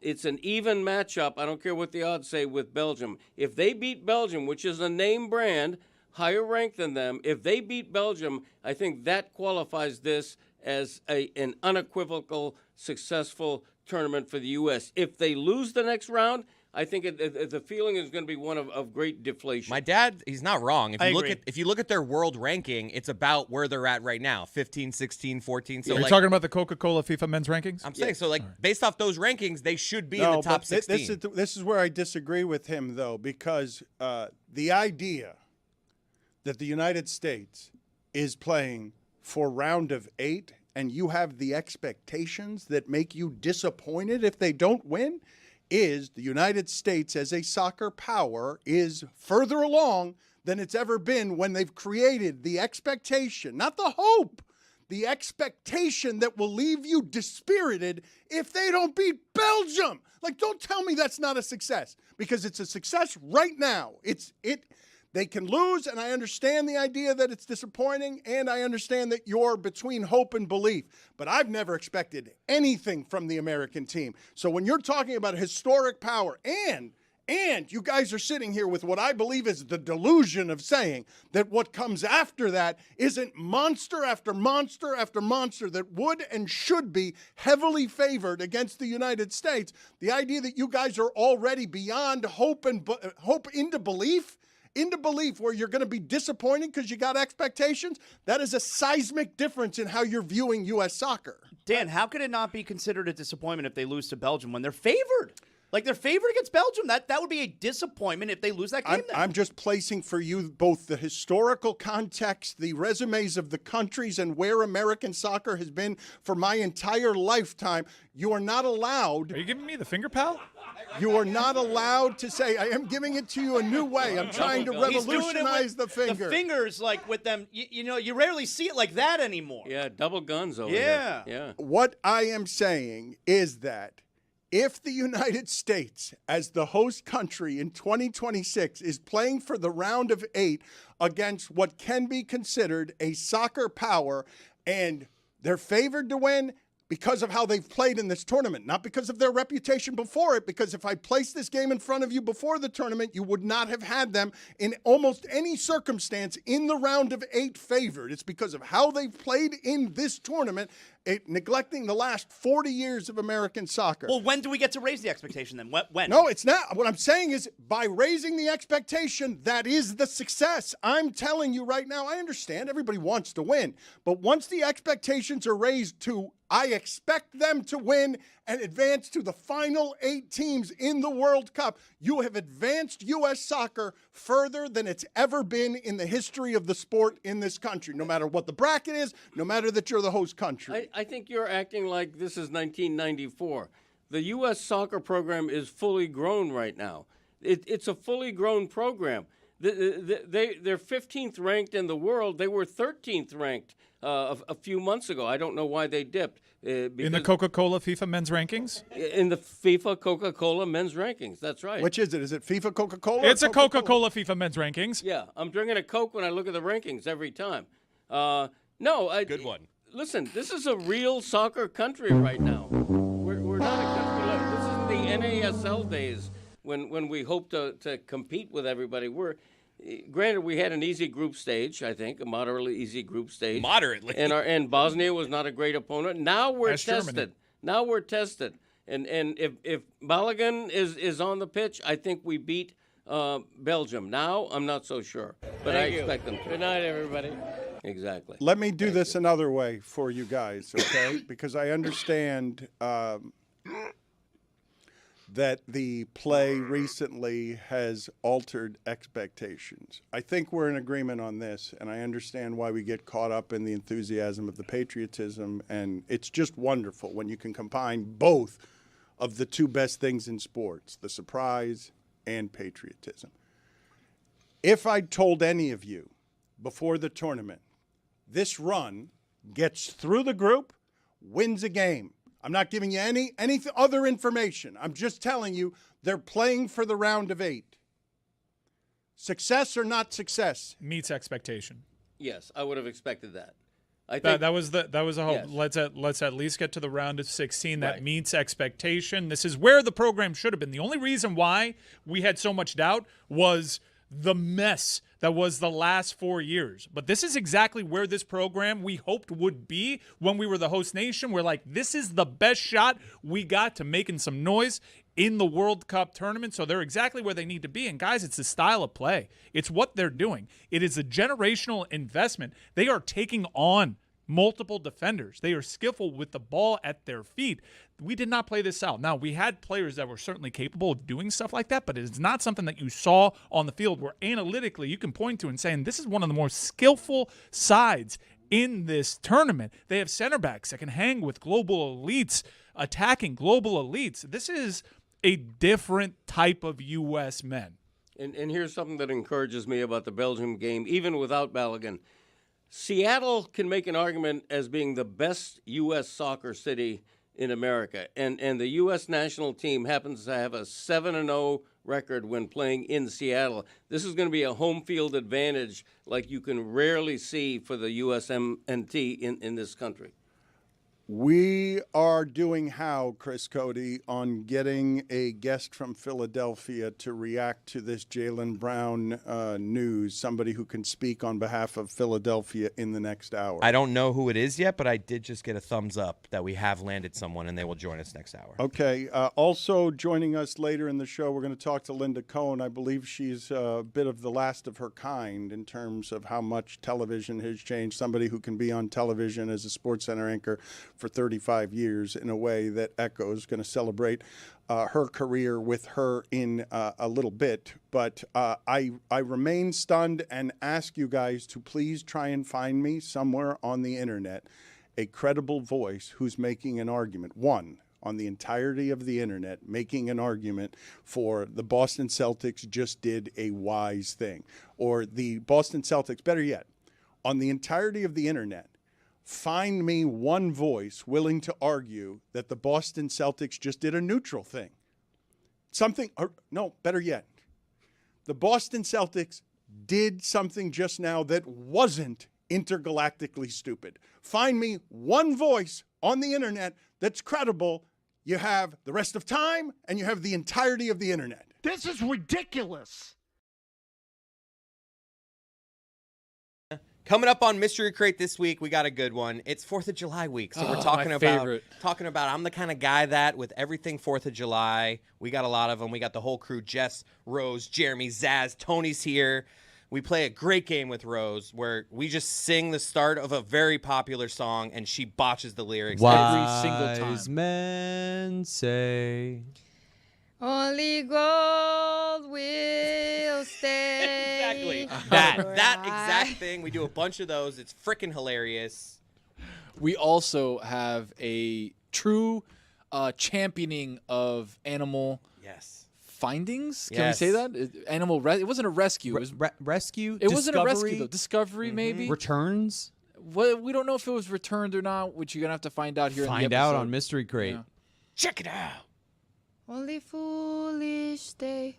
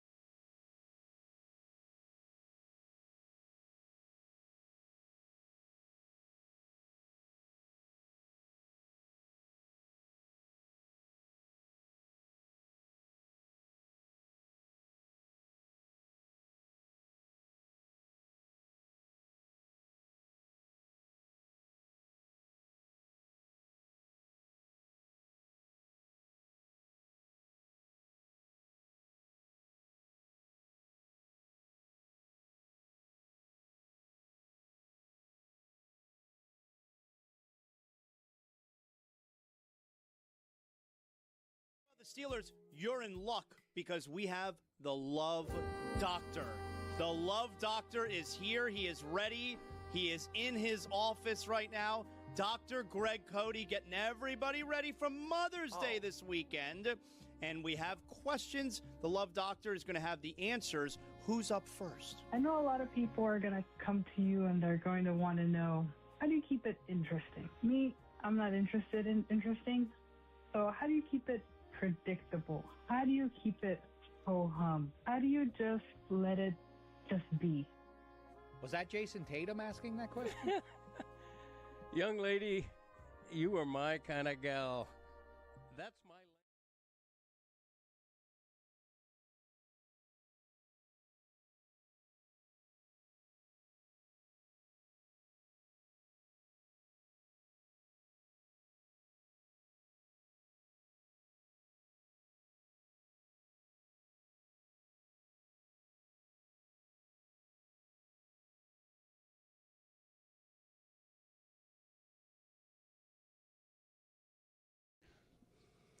All right. Good job by the guest bookers. We've got the 48th governor of Pennsylvania with us, and it's an exciting time to be a Philadelphia sports fan. You got World Cup games. You've got the All-Star game. The baseball All-Star game is coming to Philadelphia, and Josh Shapiro used to be, I don't know if he's proud of this or ashamed, he used to be Josh from Juniata on sports radio when he was a kid. He's a sports radio caller. So, Josh from Juniata, your thoughts on the Jaylen Brown trade?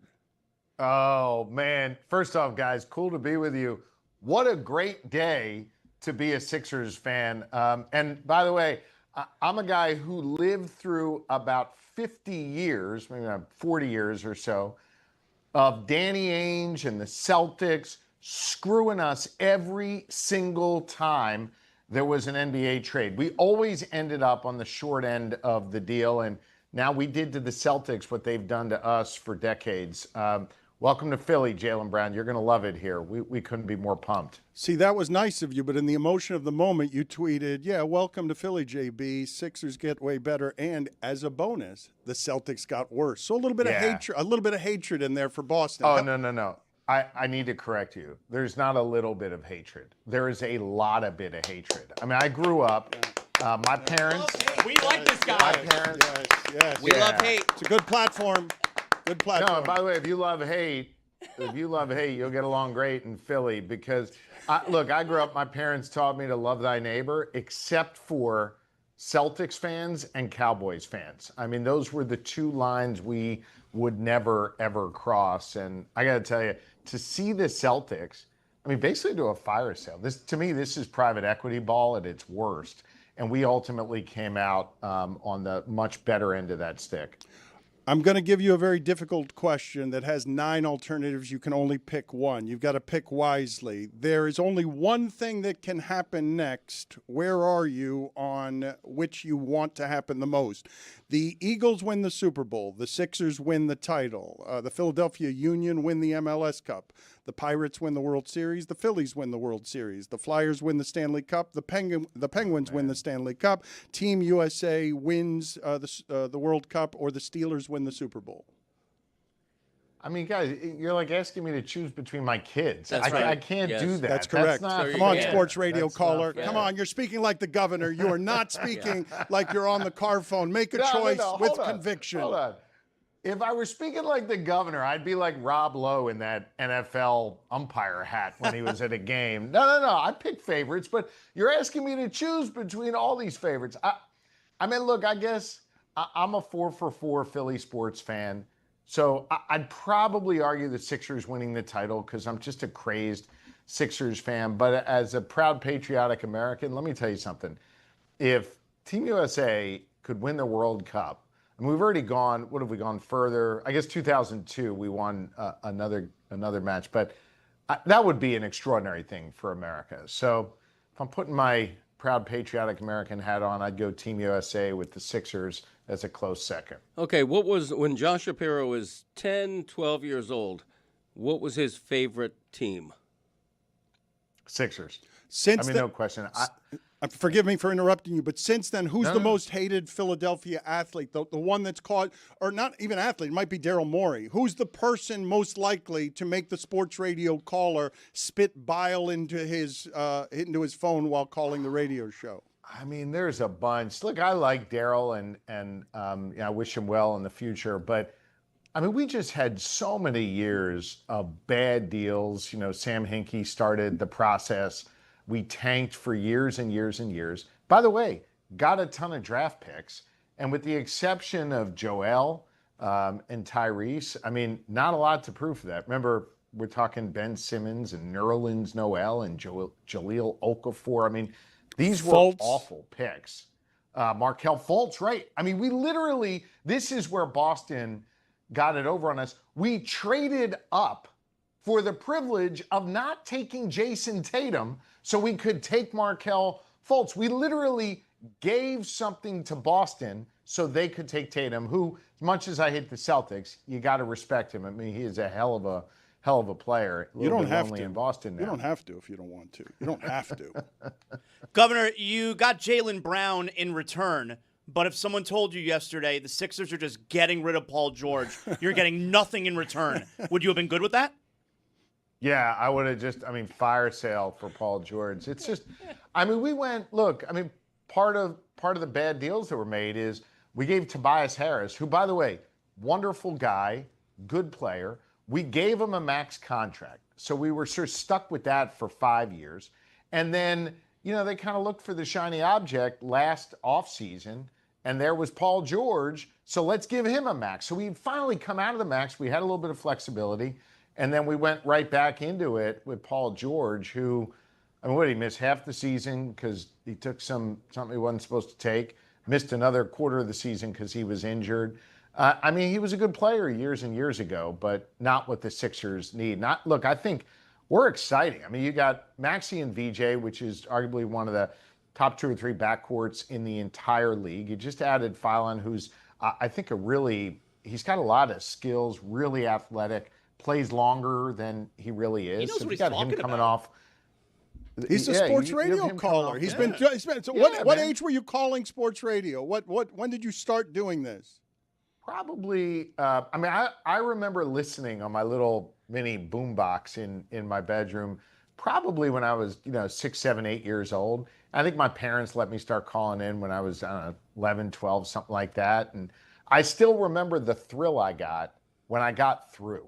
And I got to make my point, and that was a big deal. And I still, when I need to kind of decompress and unwind and have a minute, which is not that often, throw on sports radio, listen to what everybody's talking about, and weigh in where I can.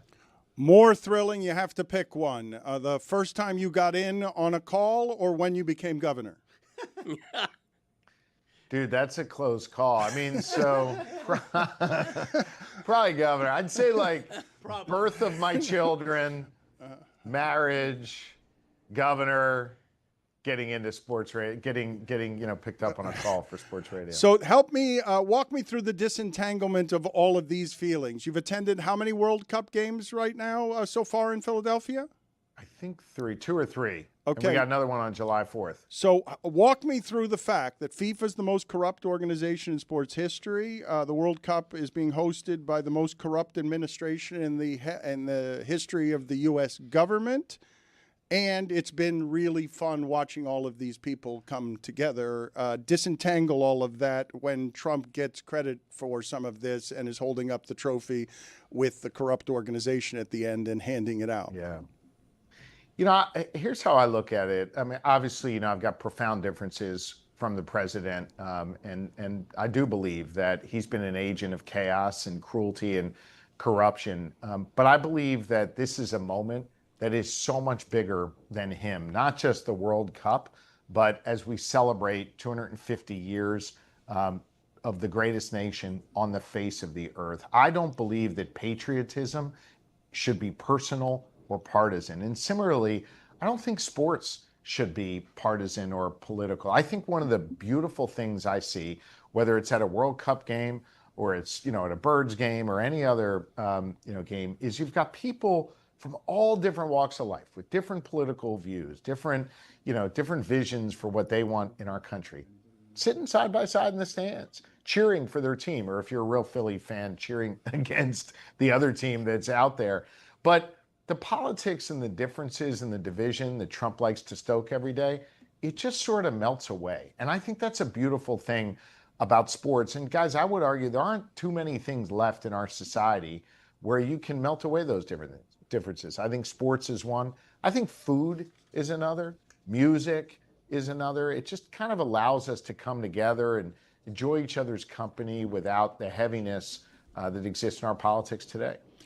A couple of quick questions and answers, rapid fire. Messi or Ronaldo? Messi.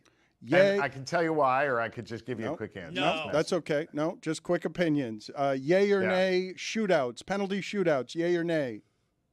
Oh, yay, for sure. Hydration breaks, yay or nay? I mean, it's probably just more of an excuse for FIFA to make money in a commercial break, but I don't know. It's hot where these guys are playing. Let them drink. Cockfighting on the White House lawn, yay or nay? Nay, but who knows? There's no bottom anymore for him. So you think it might go from UFC to cockfighting? I don't know. What is this? This is like that Seinfeld episode when Kramer was cockfighting. Remember that one? Little Jerry. Yeah. You said yesterday that everything needs to be on the table when it comes to reforming the Supreme Court. What is it that you'd like to see done? Yeah, I mean, I was just making a broader point. I think our government is in real need of reform, and I think we need to pass an anti-corruption law or amendment to our Constitution. We've got 27 other amendments. I think we need a 28th. You know, our framers who did their work right down the street here, they were deeply concerned about power being accumulated in the hands of one, in the hands of an executive. And they tried to set up these guardrails to protect the public from an all too powerful executive. Remember, we had just declared our independence from a king. And so I would argue that our framers did not imagine that we would have a president engaged in corruption at the level that this one is. And so I think we need to build some guardrails around that, whether it's a law or whether it's an amendment to the Constitution. I think that's got to be on the table. I'm going to ask you basically the opposite of the question that is making you pick between your children. When you think of the things that are front of mind for you on behalf of the American people, the thing most likely to piss you off the most about the present state of things is blank.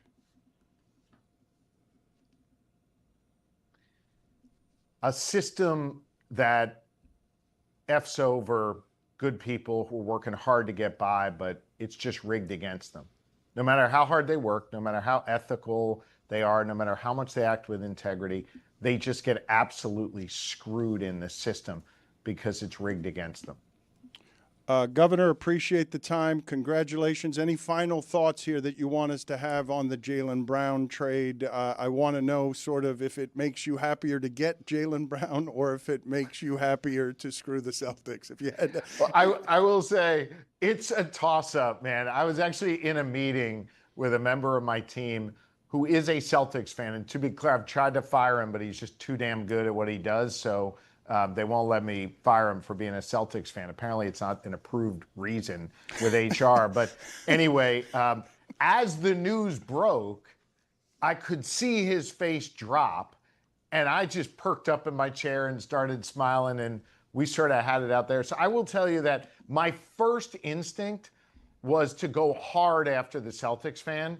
And then when I settled in, I thought about how good the Sixers were going to be. That brought me joy. So I guess seeing the Celtics, suffer maybe brought me more initial joy. Put us next to you when the news is arriving. Like, where and how is this happening? What are the pertinent details as to how it is you learn that you are fleecing the Celtics? All right. Sitting around my conference table, teams with me, working on some important matter, and I look down at my phone, and my 17-year-old son, Max, texted me, all caps, "Oh my God, we got JB." And honestly, I mean, that really wasn't on our radars. I wasn't exactly sure who JB was, and then he added Jaylen Brown, and there we went. Congratulations, sir. Thank you for being on with us. We appreciate you making the time on short notice. Hey, I appreciate you guys, and sincerely, you talk sports every day in a way that is a real universal language. It brings people together. And I appreciate the fact that you do that every day, not just as a sports fan, but as an American. So thank you guys very much. Thank you. Appreciate that. Thank you very much. Greg and Zaz especially are very thankful. You guys are unity makers, the two of you. Damn right. I wanted to get to a different story, and we will circle back around because liked him. do know, I mean, he is very good at being likable. That's how people get elected sometimes. Yeah. The story that I wanted to talk about with you guys, because it's something that I will never understand, okay? The people who are flippant about life while trying to make videos as influencers that sometimes risk their life in order to get whatever the shot is of you doing the dangerous thing. We have a new Netflix movie coming out, and this couple is a couple of high climbers, and they met and are getting married at the top of the Empire State Building. Everything I'm watching here makes me a little bit sick to my stomach because they are at the very top of what is happening at the top of the Empire State Building. And I have a number of questions about this. What is the penalty for this? Because they were arrested. How big of a crime is this? They are promoting their movie, and we should promote their movie because whether it's a crime or not, I do believe it is a successful advertising venture for them to be arrested while doing this. You can't see from their vantage point how high that is, but that makes me a little bit nauseated just watching it. I don't know how.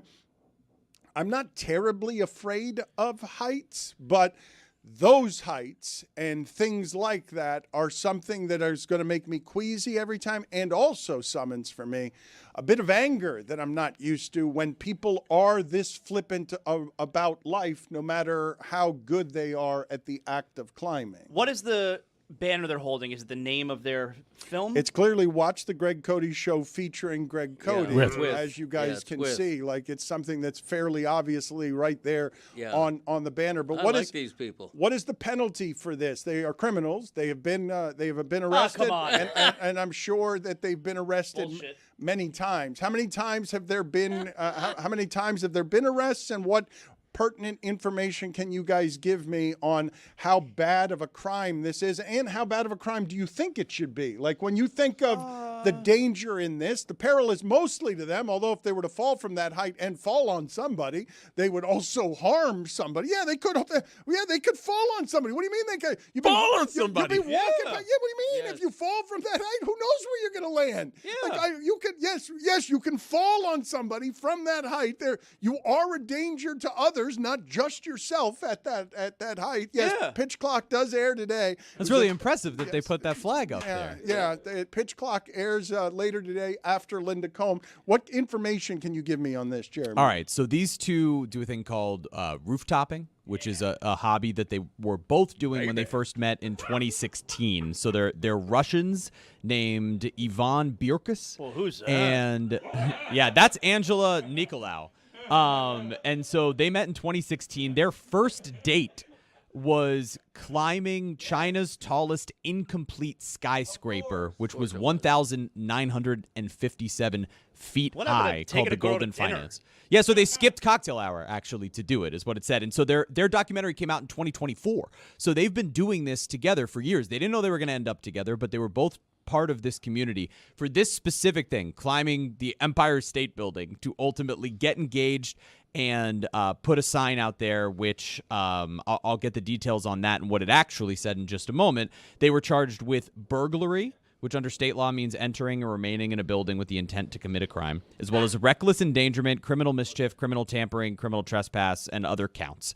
But seemingly this is the type of thing they're doing all the time. And what's crazy about it is there's all of this unbelievable video, but you can then see them get engaged, and you can see Angela taking photos from up there that they're ultimately posting from up there of the engagement ring with the entire cityscape in the background.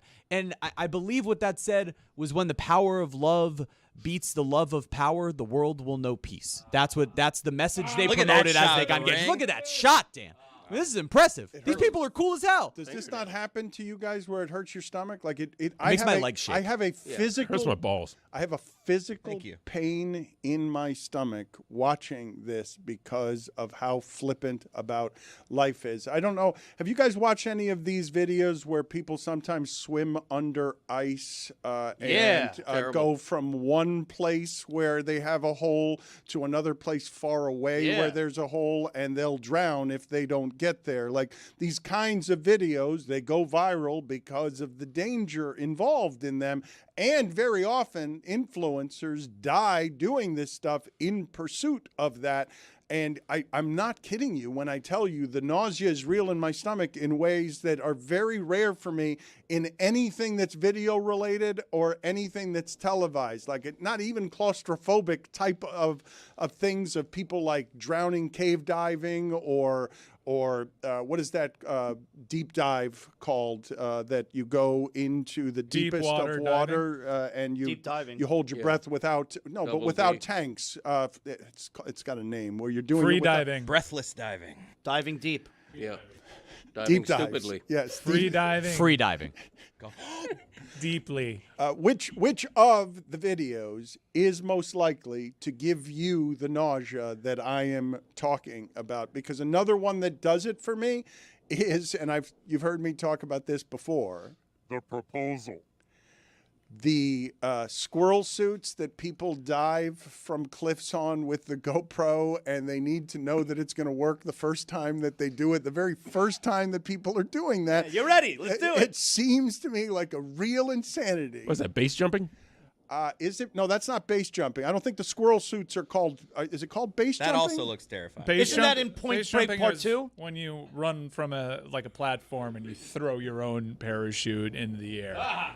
That's base jumping. You're talking about the squirrel suits. Yeah, squirrel jumping. It's not squirrel jumping. That's what it's called. It's not called squirrel jumping. Yeah, I hate it.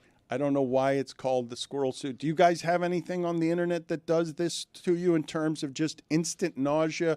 You will turn away. You are worried that you are about to watch a snuff film. Parkour high up.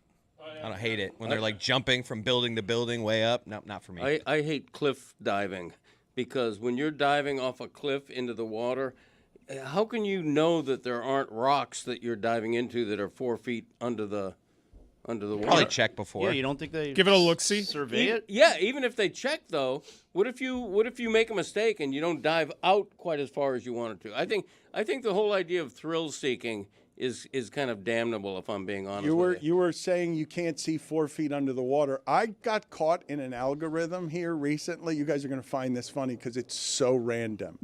Ghost containers. All of those cargo ships that are going across the ocean, many of them fail to get there. Many of them lose shipping containers. You guys are named the shipping container. Lose shipping containers, some of which sink, but some of which don't get caught on radar as they're sort of floating just a little bit under the surface, and boats hit them all the time. These floating containers that are a little bit under the water. Like, the bottom of our ocean is filled with these shipping containers that don't actually make it across the sea. Some of them have cars in them and just absurdities in them, but ghost containers are out there floating around. You mentioned a second ago, Chris, you mentioned parkour, and it made me think, I don't know which of the Bond movies this was with Daniel Craig, but the first 10 minutes of one of these movies that involved parkour and stunts is among the best first 10 minutes of a movie I've ever seen of any kind. I don't remember what the name of the Daniel Craig Bond movie was, but you guys know what I'm talking about. It's the first 10 minutes of a chase scene that involves parkour around a construction site that is as good an opening to a movie, an action movie, as I've ever seen. I haven't seen the Bond movies. You know that. It's crazy to me. I've never seen one either. That you guys consider yourself movie people and you don't know the movie I'm talking about. Was it Casino Royale? I think so. It's 20 years ago. Yeah, but it's a Bond movie. Like, it's 20 years ago. That's but cool.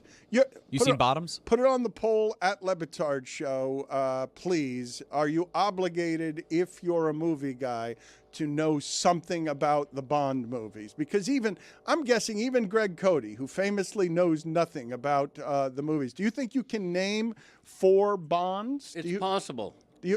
Let's see if Greg Cody can name 4 Bondses. Okay. Have there been more than 4 Bondses? Is Okay. 4 the number that there have been? I think 4 is the number that there's been, right? So let's see if you can name all the Bondses. James, Barry, Bobby. Let me see if I can come up with a 4th one. U.S. Bonds. U.S. Bonds. U.S. Bonds. Jeremy Bonderman? American Bonds. You want to name any? Do you think you can name any of the? Sean Connery. That's the Bond I grew up in, the black and white James Bond. There have only been white Bondses. I know, but they were in black and white back then. What are their other names? James, Sean Connery, and who else? Who are the recent ones? You've got another old one you haven't named, Roger Moore. Roger Moore. I just named one of them in Casino Royale. Do you remember that name? I wasn't listening. Okay, Sean Connery and Roger Moore. Somebody feed me another name in my ear. Daniel Craig. Daniel Craig, never heard of him. Pierce Brosnan. Yeah, I don't recognize him as a Bond. Timothy Dalton. Oh, there are 5 Bondses. Yes. Timothy Dalton? Yeah. That's the proper response. Put it on the poll at Le Batard Show. Timothy Dalton, ? Yes or no? Yeah, because it's the worst. It's universally considered the worst of the Bondses. I think Connery and Moore, and then it went downhill as a franchise, in my opinion. What would you guys say, as I ask you if you fancy yourself movie guys, what would you say, best 5 or 10 minutes of a movie to start ever? Like, if you had to pick from whatever it is you put on the Mount Rushmore. I'm doing just action movies. That's all I'm doing here. Dark Knight. Yeah, the beginning of Dark Knight's pretty great. Yep. Raiders of the Lost Ark was good. Going to old school. You're going to a movie in 1982. Air Bud. Wizard of Oz. Wizard of Oz? Yeah. Dynamic beginning. Put it on the poll at Le Batard Show. Was The Wizard of Oz one of the greatest 10-minute openings in the history of movies? Yes or no?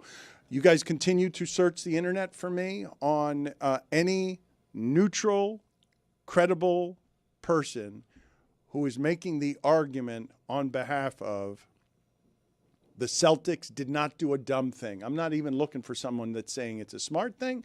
I'm not even looking for someone who's defending it. I'm just looking for anyone in media or in opinion who is having a counter opinion when we can't, Zaz, agree on anything in America today. You will get 30% polling on things that are by almost any measure throughout the history of America, obviously un-American. You will get 30% of the people who will say they are down with the un-American thing. Here you have almost what seems to me universal consensus, not just from Boston fans. The universal consensus is Boston got robbed. How did that happen in any sane world? It's the only opinion anyone has, and I just can't believe it. I don't understand the explanation out there that this was a salary dump. You know, it's like it's a directive from the new ownership with Boston. It's a salary dump. They tried to acquire Giannis. Like, how is it they offered to trade Jaylen Brown and bring back Giannis, who's going to cost them more money, you know, and an extension as well. So I don't understand why people are calling it a salary dump. They had to get rid of Jaylen Brown, or they felt they had to get rid of Jaylen Brown. I think it's because of internal issues, and also they soured the relationship by trying to offer him in trade, and they had to get rid of him. But I just don't understand why, they had to get off his money. They were trying to acquire Giannis. Yeah, and I don't understand why Jaylen Brown would take any heat for this. But, you know, ever since LeBron in 2010, maybe he started it, big-name players have been able to leverage their own careers by getting out of contracts and by instigating trades. And Jaylen Brown's just the latest one. I don't think the Celtics had any choice but to trade him, and the market for him just wasn't what they thought, so they did the best they could. I'm probably more pro Brad Stevens here than anybody else because I give him a little bit of credit for being smart and making the best deal he could. I wanted to ask you guys something that has resulted in me coming under some criticism over the last couple of days because the very uncomfortable subject matter of Chris Johnson, retired NFL player, goes on Good Morning America and decides to announce to the world bravely that he has ALS, and in announcing this, he needs a machine to help him with the words because ALS is a really awful, awful prison. The criticism was really harsh here. A fellow journalist here called me a ghoul because, great insult, by the way. Ghoul is just it's just an exceptional insult. Put it on the poll at Le Batard Show. Is calling someone a ghoul an exceptional insult? What is a ghoul? Well, I think of it as sort of a monster that is ghostish, but also ogreish, right in the middle on the spectrum between ghost and ogre, and somebody who's hard to look at and somebody who is creepy. But it's a good, can you get me the textbook definition for a ghoul? Because I'm just doing something off of the top of my head, but I don't actually know what the textbook definition is. I would guess that it's tantamount to the living dead consuming other people. Well, that's zombie. I don't think is it. Put it on the poll at Le Batard Show. Is a zombie a ghoul? I think they're related. I would like to hear the criticism because I do think some of the criticisms of how we approach that were totally fair. Oh, I think a lot of criticism of me in general is fair, and this allows me actually to go back for a second and talk about some of the Diana Rossini stuff. So, because I know that this is something that people are now holding up whenever they think I'm sanctimonious or doing anything that they find an opening to criticize me on. They're like, you're being a hypocrite here. You weren't willing to talk about that. I wouldn't say it's hypocrisy. I would say it would be inconsistent, if you want to call me that. I would also say it'd be apples to apples if Diana Rossini was across from me and I wasn't asking her any of the questions that you want to know about, because I believe in an interview, the responsibility that the host have first and foremost is not to the guest, it's to the audience. That's what I believe. You don't have to believe it. But when it comes to specifically your criticism of me on how I've discussed or have not discussed the Rossini thing, I should let you know, and I don't say this actually with ego, but I do say it to defend my position. I haven't done everything I have done professionally in my life to get to this point in my life and have anyone or anything dictate for me what I say, how I say, or what I'm saying it about, including whatever you believe journalism standards are, or whatever I believe journalism standards are. Some people know some of this, only the closest to me. I did damage that hurt me to my friendship with Ricky Williams because the journalist in me chose to do journalism in a way that the friend in me still wears with hurt. Ricky thinks it was better for his life and is thankful, and I'm grateful for that. But in making that choice of choosing journalism over a friend, I said, I'm going to be careful about that one for the rest of my life because of how it scarred me. And so it's fair criticism to say, Dan, you should talk about Rossini. It's a consequence of me saying, no, I will not. Because everyone is saying for me how wrong it is. You don't need me adding to that pile of criticism to make my friend's life a little bit worse. And if you want to criticize that, totally understand. It's a consequence, price, tax on doing business. I get it. You want to hold it against me for the rest of my life? Totally understandable. I make my decisions with my conviction. I live with them. There are consequences. In this particular case, the criticism comes from watching something that is deeply uncomfortable for anybody to watch. And so the helplessness of all of that, I understand why people wouldn't want to ask Chris Johnson any more questions other than just giving him the platform and letting him say what he wants, how it is that he wants to say it. But if you believe that your responsibility is to the audience first, not to the guest, it seems to me reasonable, not ghoulish, to also point out in your preparation, hey, Chris Johnson, either do you think football did this to you or do you regret football doing something like this to you when the science says that football players are 4 times more likely to get ALS? So you tell me, Mike, how I should feel about the criticism, because it doesn't, the criticism does not bother me, because it's a question I, as an audience member, wanted asked, because I was curious about what his answer was. And when you're talking about somebody who's on Good Morning America, not because he has ALS, but because he's a football player. Like, he was not on Good Morning America because he has ALS. He was on Good Morning America because he's a football player who has ALS. He's famous for being a football player.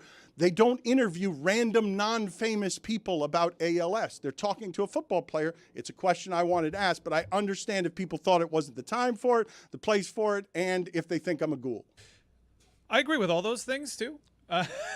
Even especially the goal part. Dan, so you want to hear that question asked of Chris Johnson because you're curious about his perspective, because you're certainly not curious about the science. You feel pretty comfortable in stating football contributed to this because look at very recent history and what we already know. So you're kind of curious what he has to say because it's a morbid curiosity. You want to know how he feels about the choices he made in life, and that's a bit of rubbernecking in that moment. And while you're asking important questions, I think those questions could have and should have waited. I think the initial thing that we all should feel in that moment is compassion. I do think that we should probably understand that maybe some of those topics weren't touched on in all likelihood because Chris Johnson himself did not want to touch on them, and he chose to tell us his story. He could have chose to live in complete anonymity and privacy like he had been, and you would never know the answer to that question. We don't have to be first every time on the journalism angle. And while you were certainly right to ask those questions, and ABC, ESPN, Disney are worthy of criticism in that moment, that's not necessarily the arrangement there when someone is going through something tragic. I think we should have been probably more compassionate than critical, at least early on. I think that there's no right answer here. I also think that it's not clear that CTE leads to ALS. Some think there's strong evidence linking it, but it's not clear.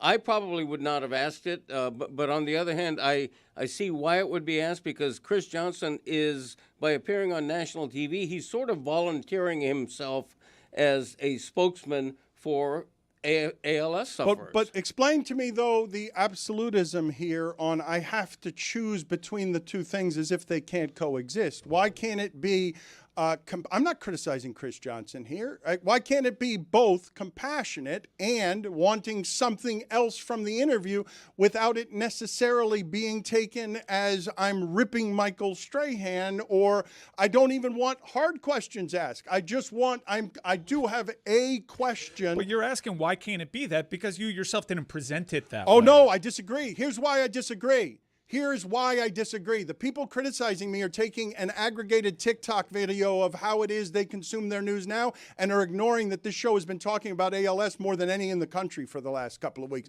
There's not an absence of context here. Even in that show, we spent a lot of time before the criticism talking about the compassionate part. And furthermore, it's not my point. Jeff Pearlman made it, and I'm like, he's got a point, but it's not even my point. I'm just looking at it, listening to it, and I'm like, oh, I hadn't considered that. And so then I replay it. It gets picked up. It's the controversial thing. And now here we go. The compassion is not lacking from me in it or while we're doing it. The compassion is lacking in the way it gets aggregated and then turns into an argument because people feel helpless about and uncomfortable about everything they're seeing.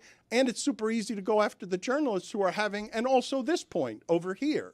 A ghoul is a legendary evil being that robs graves and feeds on corpses, while a zombie is a willless and speechless human that's been supernaturally reanimated. Just want to be abundantly clear, I, the journalist, am the victim here.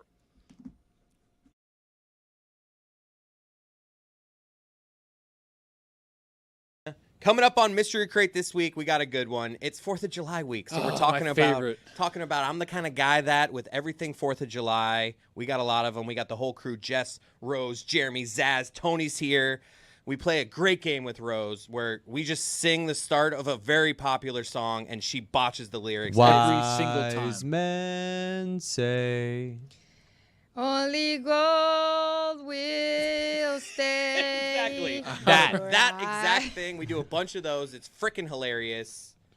We also have a true championing of animal findings. Can we say that? It wasn't a rescue. It was rescue. It wasn't a rescue though. Discovery maybe. Returns. Well, we don't know if it was returned or not, which you're gonna have to find out here. Find in the out episode. on Mystery Crate. Yeah.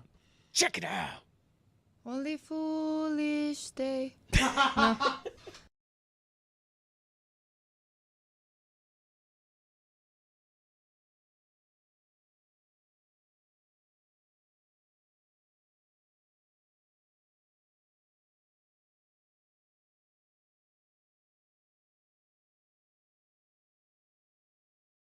Your catchphrases. I heard there's some controversy around the. It's the Greg Cody Show featuring Greg Cody. He is counting down his top 50 catchphrases of all time. It has been a successful months-long joke. What is the controversy surrounding your catchphrase list? What is the issue? It's big. The controversy is that based on quality demand, the catchphrase countdown has suddenly increased from a top 50 to a top 60. What? That's What? right. And it's controversial. Of course it is. You told us it was a top 50, and we told you. We told you it was. We told you it was something you were making up as you went along, and that you weren't going to get the numbers right. And now you just changed He it. botched it to such a degree that there are so many good ones left that we're just pushing I all knew the that was going to happen, though. That's exactly what we were saying. Your brain beating me. How did this happen? What was the ruling? What did the committee get together and decide? How did it happen that it got expanded? Now, no one's going to complain about this because more catchphrases is great, but we told you this was going to happen, and we told you this was a sloppy list by you. The others, they all learn from me. Yeah, right. No, I looked at all the catchphrases remaining, and there was only 14 left, but there were like 20-something good ones. So I'm like, thank you. Let's go. Wait a minute. So how did you do it though? Are there now? Is there now a new list 50 to 60, or No, what are you doing? everything that's been said is just like what was 50 is now 60. Yes. There were 14 left, and now there's 24 So we're left. not in the top 20 No, anymore? now we're at 23 we were and in the 24. top 20 of the countdown, and now we're at 24? I'm telling you, they're bangers, though. There are just bangers There left. is nobody that's actually upset about this development. Come on. You've got to honor the list, though. I'm telling you, I got a peek. I don't know the exact order, but I got a peek of what the top 10 looks like, and it is just banger after banger. Yeah, Yeti hated it. He's against it. Yeti thinks that we should just make him live with the world he gave You us. should. Like, I mean, there's- I asked you several times throughout this whole process. Have you thought this out? Have you planned out the list? You know that there are 50. You kept assuring me that you have it all under control. Driver comfort is paramount. He ain't wrong. You know, part of the beauty of me is a bit of serendipity, a bit of You're the kind of guy. unpredictability. And so the same is true with this list. Okay, whenever you do a countdown, Zaz, bank this information for your future. Whenever you do any sort of a countdown, controversy is good. You want somebody to say, that sucks, that should be lower, or that's, wow, I can't believe that's not higher. So wait, so what used to be 50 is now 60. Yes. So we've gotten fraudulent rankings up to now. All the numerical rankings we've gotten up to now are all wrong. He can give you the updated, like number 60, he can give you the update of whatever. I know, but they're all, every previous incarnation of this that we have given the American public and internationally has been wrong. I would say adjusted more than wrong. Adjusted. Maybe to Greg's credit, too, I've never heard of a top 60. Thank you. Well, how do we know it's not going to end up being 62? Because he's going to think of two more on his way home because he didn't plan any of this It out. would never be 62. It could bump to 65. It would never be a number like 62. We would obviously go in fives, Dan. Here's also the thing. This is a big question of mine. So you have left 10 out, which is why you are expanding it from 50 to 60. But the 10 that you left out are automatically like they're in the top 23. You're saying top 24. Yeah. But I'm telling you, he left bangers out. Right. This had to be done, guys. Yeah, it had to be done, like he says. Again, it doesn't have to be done if you're dealing with a responsible person who plans it at the beginning, as opposed to just making everything up as he goes along. No, listen, and we're in the sports business. We should know this better than anybody. Rankings always change. When I was born, everybody agreed Babe Ruth, greatest player ever. Not so much now. Rankings That was when I was changed. growing up. It was a hot debate. Everyone agreed, though. Babe Ruth, that young kid's got a future. It was an argument back then on sports radio. Tris Speaker or Babe Ruth? That's right. Lou Gehrig was in play. Just telegram in your thoughts. I have to go back to Chris Cody here because I'm not sure that I knew this.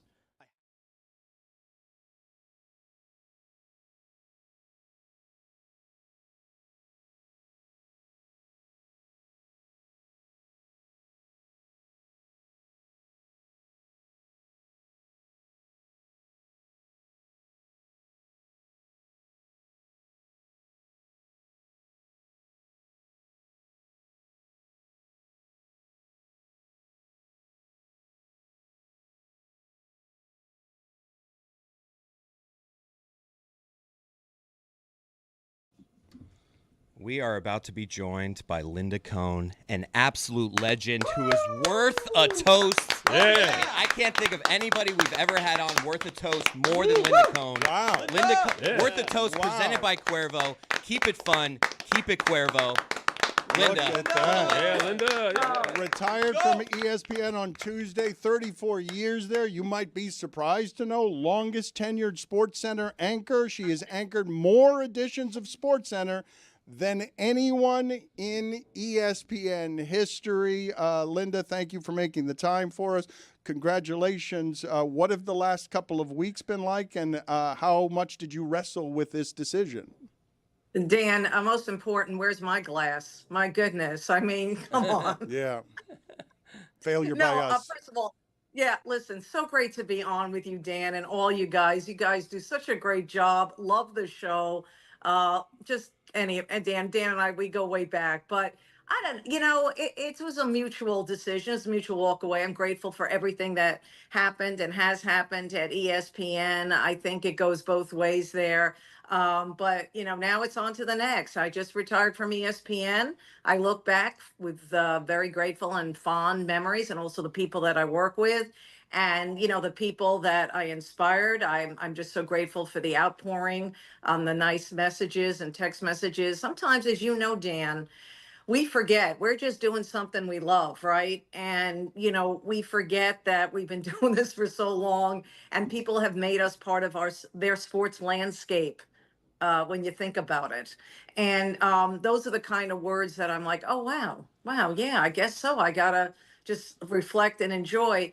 But now I'm excited about my new platform at Linda Cohn Sports on YouTube, where I'll get to do things like you, talk to great people, and all of you guys, and I got to build an incredible staff like you have. So yeah, it's good. It's just, I'm so excited. Among the things that you've received in the last couple of weeks, which I'm guessing sort of feels a bit like a eulogy while you're still alive, in the outpouring, what are the most moving things you're thinking about in terms of people that you've heard from?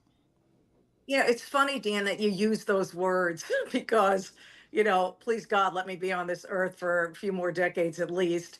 But that's what kind of hit me and resonated when they flew me out to Bristol, Connecticut, the hub of ESPN, as you know. And I was talking to a lot of people and hearing all of this and what I meant. And then I turned to a few people at that time and I said, it hit me then, I'm glad I'm alive for all this.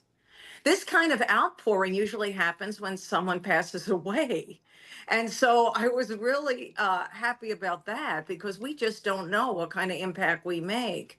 But I just feel that two main things when I knew I was on the right track early on when I started in 1992 at ESPN. And I worked 10 years before getting the ESPN in broadcasting, working in radio 7 days a week in New York City, doing local Long Island TV, and then my big break Seattle at KIRO TV, a CBS affiliate at the time before ESPN spotted me. But the two, when I look back professionally on my legacy, is that yes, all these young women that watch me in kindergarten, first grade, second grade, watch me on SportsCenter behind the desk, realizing that they too could do this. It's just not them sitting on the couch with their dad or mom watching sports. They could do this for a living because they saw me up there. that meant a lot. And then hearing their stories during the last, week after the announcement. And then I knew I was on the right track also, guys, when I first started, and every year after that, I would run into guys in places, restaurants, bars, sports bars, arenas, stadiums, whatever, and they would say they never took their sports from a woman before me.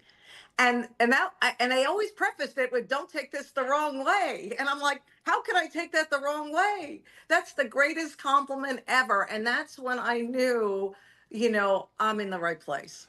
To that point, Emily Kaplan writes, Linda paved the way for so many women in this industry by being her authentic self. She also helped carry the torch for hockey on ESPN in between rights deals. Absolute legend. Do you have not a specific compliment, but a person who gave you a compliment that was more meaningful than the others because of whatever that person means to you? Yeah, Dan. I know it sounds generic for me to say, but what touched me about comments like Emily's and other women that are in the business now, and just regular sports fans, women that felt it was possible to love sports as much as guys, it was always the same kind of words about they never would have done it. Like they never would have had the confidence. They never would have felt it was okay. Also, the genuine part of it, right? That's what I'm really proud of, Dan. I'm always me. It was always fan first for me. When I was on the Sports Center set, it was important for me to connect to the fan because I am a sports fan. I didn't suddenly turn on a switch and say, all right, I'm going to be this broadcaster and win a few Emmys and, make people cry in interviews. No, that's not what I was about. This was about connecting with the fans and also being pro athlete. I mean, in a small way, I played hockey. I was a goalie, made the boys team in high school, played all 4 years in college at Oswego State. So I was an athlete in some capacity. And so I've always understood what they went through. And also early on in Sports Center, as you guys know, we were the only game in town. And so it was extra inspiration for me. I knew I was making an impact every show. I never rested on any laurel and thinking, oh, I've been here 10 years, 20 years, 30 years, and I don't have to try so hard. And I always felt that I have to make believe somebody was watching me for the very first time, and I had to prove I belonged. Linda, we know sports media has changed. Television on ESPN has changed. Do you miss how big SportsCenter used to be? Yeah, we can't always go back, right? It was just different. That's the kind of comments I hear from, followers and viewers and listeners and fans who always say to me, SportsCenter's just not the same. It hasn't been for a while. Everybody loves nostalgia. You guys know that. Everybody loves that golden era. It was special. Yes, it was special in the 90s and early 2000s. And then it all changed. Lot for the good, and something not so good. The good is the technical innovations, right? ESPN, give them credit. They always were ahead of the game with certain technical innovations, even though us Sports Center anchors weren't so thrilled with many of those innovations because we felt that at first it took away from what we were doing, our writing. People were always shocked in the early days when I would tell them we'd write our own stuff.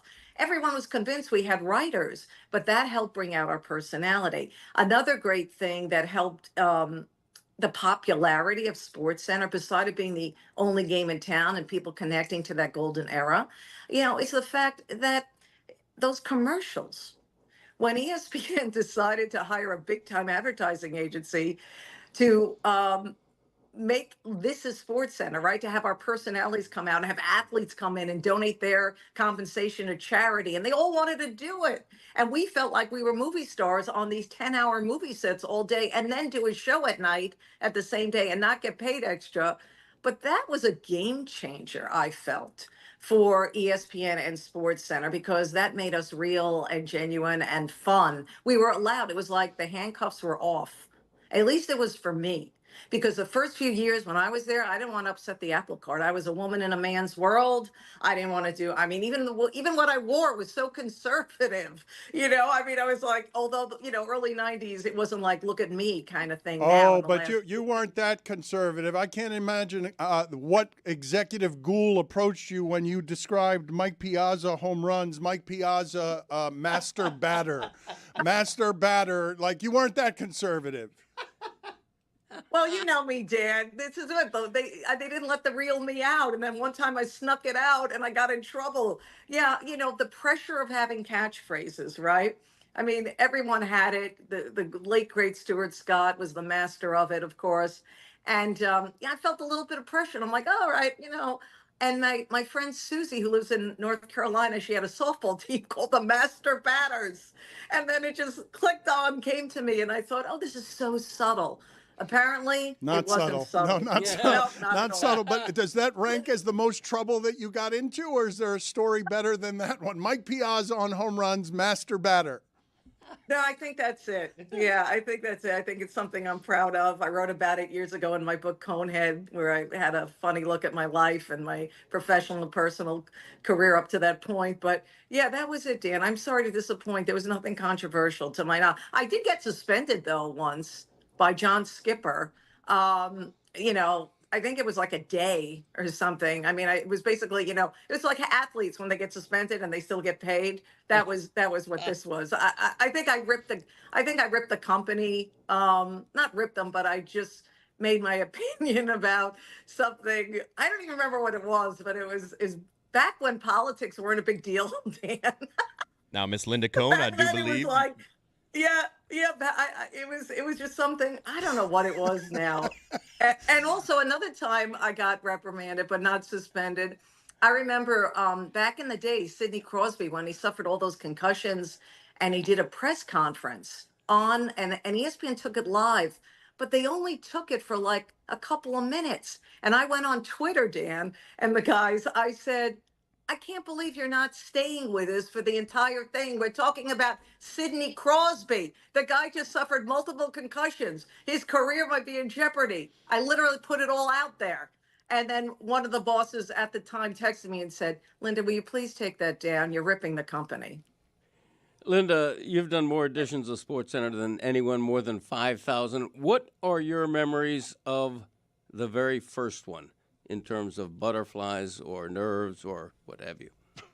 Yeah, kind of like you, all right? You guys all have butterflies, right? The first time you did something that you have never done before, admit it. That's how I was. But I couldn't have been luckier to have Chris Myers, the great Chris Myers, as my co-host for the first SportsCenter. It was at 2 a.m. Eastern on a Saturday night.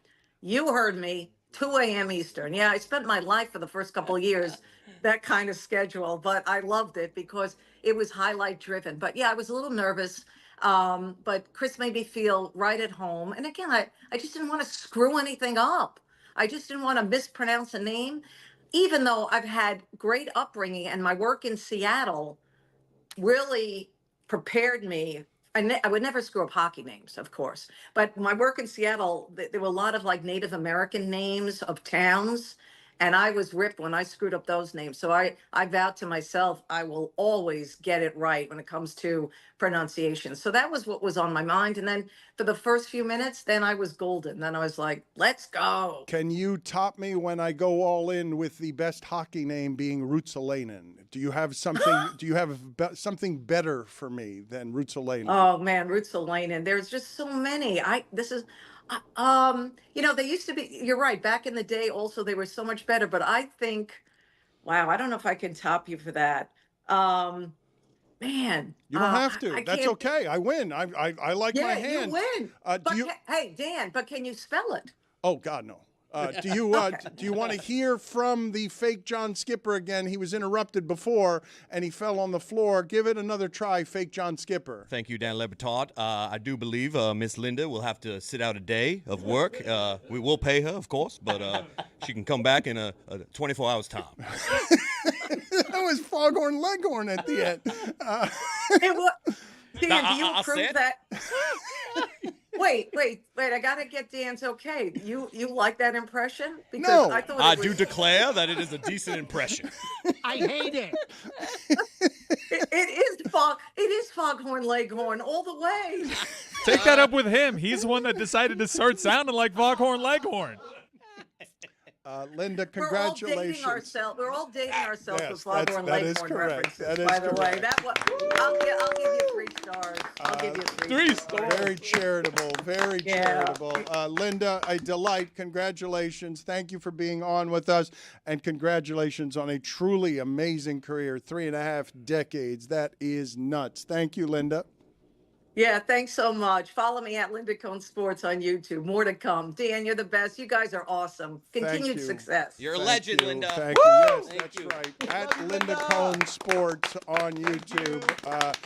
Real quick here, can you get for me some sort of commentary anywhere from the internet? Someone, anyone, anywhere celebrating or being neutral about what it is that Boston and the Boston Celtics just did. I got a note from the Mike Schur. I reached out to him. I said, "What's your comment?" ... He goes, "Here's my comment. Put Tatum's rings in a box, put Bam's rings in a box, and see which box has more rings." He added, "You can have Giannis. We'll take PG, and we'll see who's better when we face off in the second round of the play-in tournament. Miami losing 7-8 game, Celtics winning 9-10 game." Loser. Those scoring at home. That's just one more ring. Can you get me, please, the critical tweet from a fellow journalist who called me a ghoul so that I can read it to the audience off of the internet? Here is Zach Schwartz. Dan is a hack and Perlman is such a blowhard. Dan hasn't asked a critical question to a guest in 8 years, and Perlman is mad that Strahan didn't try to get Chris Johnson to blame football for his ALS diagnosis. Ghoulish weirdos, both of them. Just look at their replies. It's been 3 years.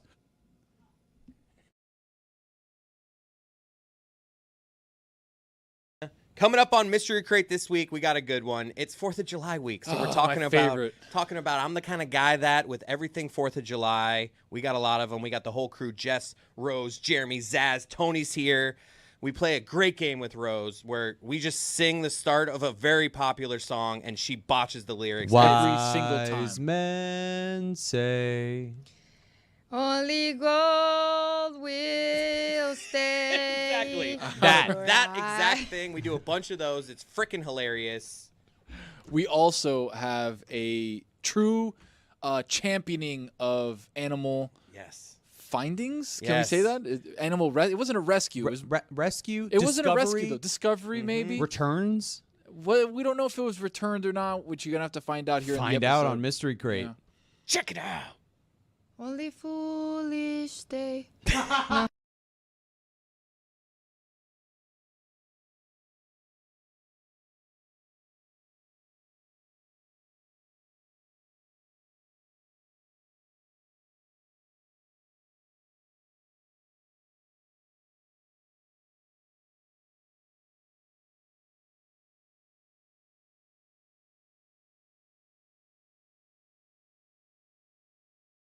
What is the Nick Bobick? It's a 60s song. The name game. Nick Bobick. Banana Bofick. Me, my Momick. Nick. Rosanna, Rosanna, Rosanna. I'm the kind of guy that Nick. Who made it the salad? Hey, Butterfinger. Who made it the salad? Nick Bobick. Who made it the salad? Georgia. That's not correct. Very good. It's a parrot that says very good out of the side of its mouth. That's correct. What does this have to do with the name game? I'm not going to take a quiz. Rosanna, Who made it the salad? Me, my Momick. Let's go States. We're rolling now, huh? That's not correct. Doesn't make it right. Don't go showering to try to please me.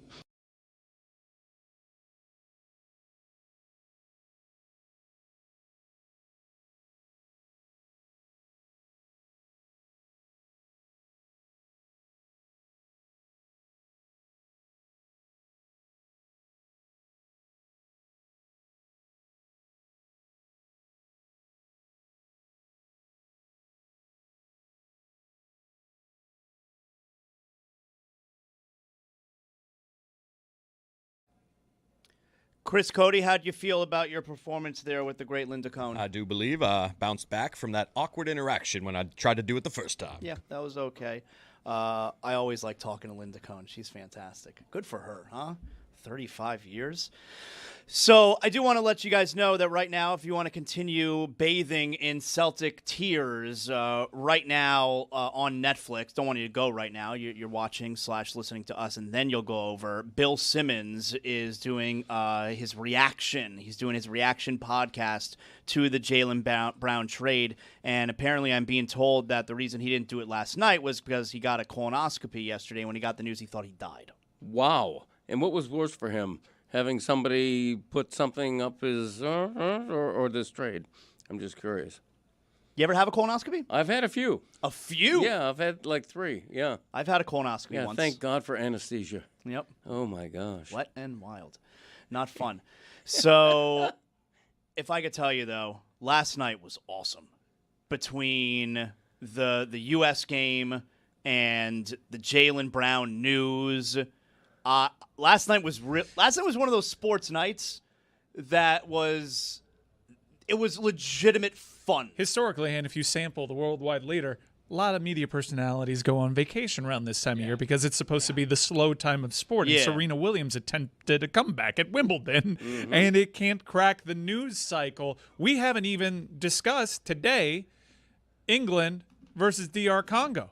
DR Congo, England, was such an incredible game, and it was the first time, and I mean, this happens occasionally with Super Bowl matchups, where the Super Bowl, I'm just rooting for the matchup that I want to see, but I was rooting against Cinderella. Yeah. I was rooting against DR Congo, and that goes against most sports fans. You didn't want the doctor to win, huh? I didn't want the doctor to win because I wanted England to go into Azteca Stadium. I wanted that theater. Yeah. I wanted that theater in the next round, far more compelling. Granted, what's more compelling than DR Congo eliminating England so early on? But that game was incredible. Posse was phenomenal until he wasn't, letting in the equalizer. And then Harry Kane, who struggled to create space all game long. He could not find any space. Forces the issue, makes it for himself. An incredible strike, an all-time legend for England, an all-time moment. That was phenomenal. And on Sunday, we get England versus Mexico in Azteca. Are you guys familiar with Mexico's all-time record in competitive matches in Azteca? I am not. Are you? I bet you are. I am. I'm going to pull it up right now. They have 2 losses all time. Here is their record in Azteca.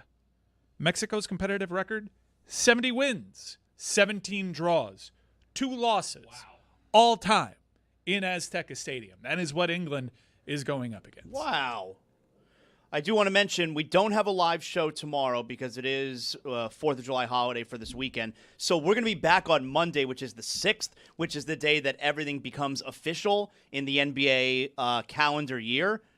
Could we be back here on Monday with some major Miami Heat news?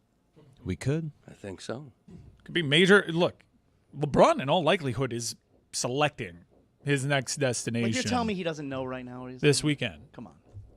It's going to happen. Remember that 4th of July that was totally hijacked by Gordon Hayward? Think that. Is that the Kevin Durant one? Think is that that. the same year? Yeah. Think that, but now with LeBron. That's awesome.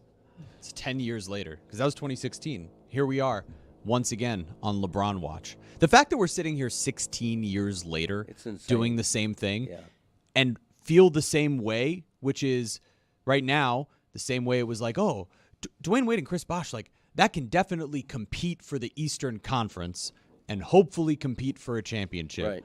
But if you get LeBron, you can compete for a championship. It's the same way I feel right now. This Heat team, as presently constructed, with whatever additions they can make in the margins, I'm like, that team can compete for the East. But if you get LeBron, you can compete for a championship. It's been 16 years. It's so incredible. He's 25 when they first signed him in 2010, 41 now. I still think of him as a great player. I know he's not as great as he once was, still a great player. He's going to be a grandfather during the season. Wow. He's going to be a grandfather. Bronny's partner is pregnant. He's going to be a grandfather. Right. Will he play long enough for his grandson to play on the team with him? If you ask Nick Wright, yes. You guys mentioned the long holiday weekend. Hey, look at me. Weekend. Look at me. Rain. Stay away. Let's go away.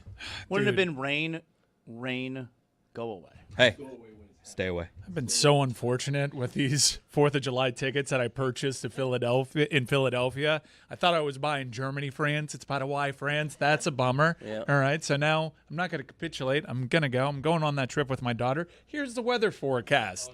100 degrees, clear skies up until match time. 90% chance of thunderstorms during the match, and any 4th of July plans that you had in Philadelphia, cancel them too. Hey. Washout. Hey, Rain. Stay away. Jeremy, you got some polls you can update for us today? If you're a movie guy, are you obligated to know something about the Bond movies? 82% of the audience says yes. I hate it. Timothy Dalton? Question mark? Exclamation point. 47% say yes. I hate it. What were the options? If 47? Yes or no? So isn't it 53% the other side? Did The Wizard of Oz have one of the best 10-minute opening scenes ever? 47% of the audience says yes. I hate it. Yes, now I'm reading the lower number. And, there are 2 more. I missed Juju. Is calling someone a ghoul an exceptional insult? I'm going to read this one. 69% of the audience say yes. I hate it. You ever seen the movie Ghoulies? When I was a kid, that was always in like the video store under horror. I saw the picture for the movie Ghoulies. Goonies? Ghoulies. You're saying Mid-80s. Goonies? Yep. Mid-80s. Ghoulies with an L. Heard of it. L. Ghoulies. Goonies? Is a zombie a ghoul? 66% of the audience says no. I hate it. And those are your polls. Hey, pitch clock next.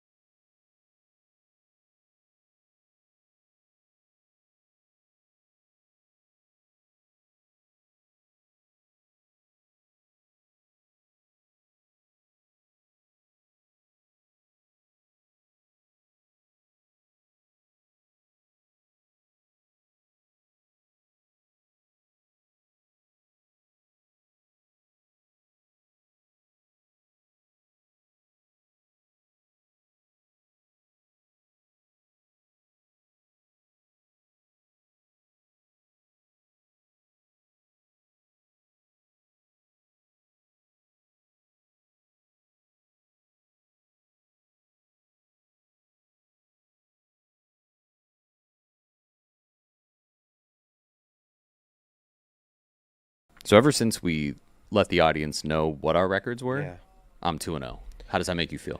Like I just wanted to make sure you felt like Let's start the show. Welcome to the Pitch Clock. Here's the pitch. A 2-part baseball segment combining a nostalgic baseball trivia game and an interview with an expert. This is the Pitch Clock. Pitch clock is back. We started? Hi, everybody. Have you been congested for 3 weeks? I know, it's ridiculous. You sound It's terrible. crazy. I know it's really Oh. pollenous outside. Olivia, yell into the microphone how you feel about that. Disgusting. It's disgusting. It's true. So, we have baseball to get to here, though, and we have baseball trivia to get to as I'm trying to make it 3 in a row. So, Ethan, what do we got going on All here? right. We're a few weeks late to the trend, but never too late to the party, right? As long as you show up, that's all that matters. That's So right. we are going to play 162-0. what they This is say. a favorite of the horn section recently, guys. So we're going to hop in right here. And Jeremy, you are on a streak right now. You have won 2 in a row. You're going for 3. The ball is yours. You have won the coin toss. The ball is mine. Would you like to go first or second? I defer. All right, you're going to defer your option to the second half. So, Chris I'd Cody, like to see the standard you Chris are sets. going to go first. You're going to set the standard for Okay. us. Now, what we're going to do is we're going to play the modern version of 162-0. So this is the 80s and later, and we're going to go with the stats visible version. That's smart. So if you can watch in the corner here, wherever you are on your screen, you'll be able to at least jog your memory a bit about some of these For players. those of you who want to play along or play your own version of this, if you haven't, it's diamond-draft.app. That's where you play 162-0 to build a perfect Man, lineup. right off the tongue. Man of the people. Chris Cody, are you ready? No. Okay. Well, you better be. All right, now I'm ready. Here we go. All right. Your first spin. You got the New York Mets of the 2020s. And is this like the other one where I can do a you decade can and a respin team? and One each. one each on team and decade. And also, just so the audience knows as well, you need a person at each position as well as DH, a starting pitcher, and a relief pitcher. Correct. And when you play this game, it's through rankings, so the best players are right there at the top. Okay, this is 2020s. I'm going to go with Jacob deGrom. It's smart. It's a great pick. Jacob deGrom's great. So your starting pitcher is now taken. Jacob deGrom is your starting pitcher.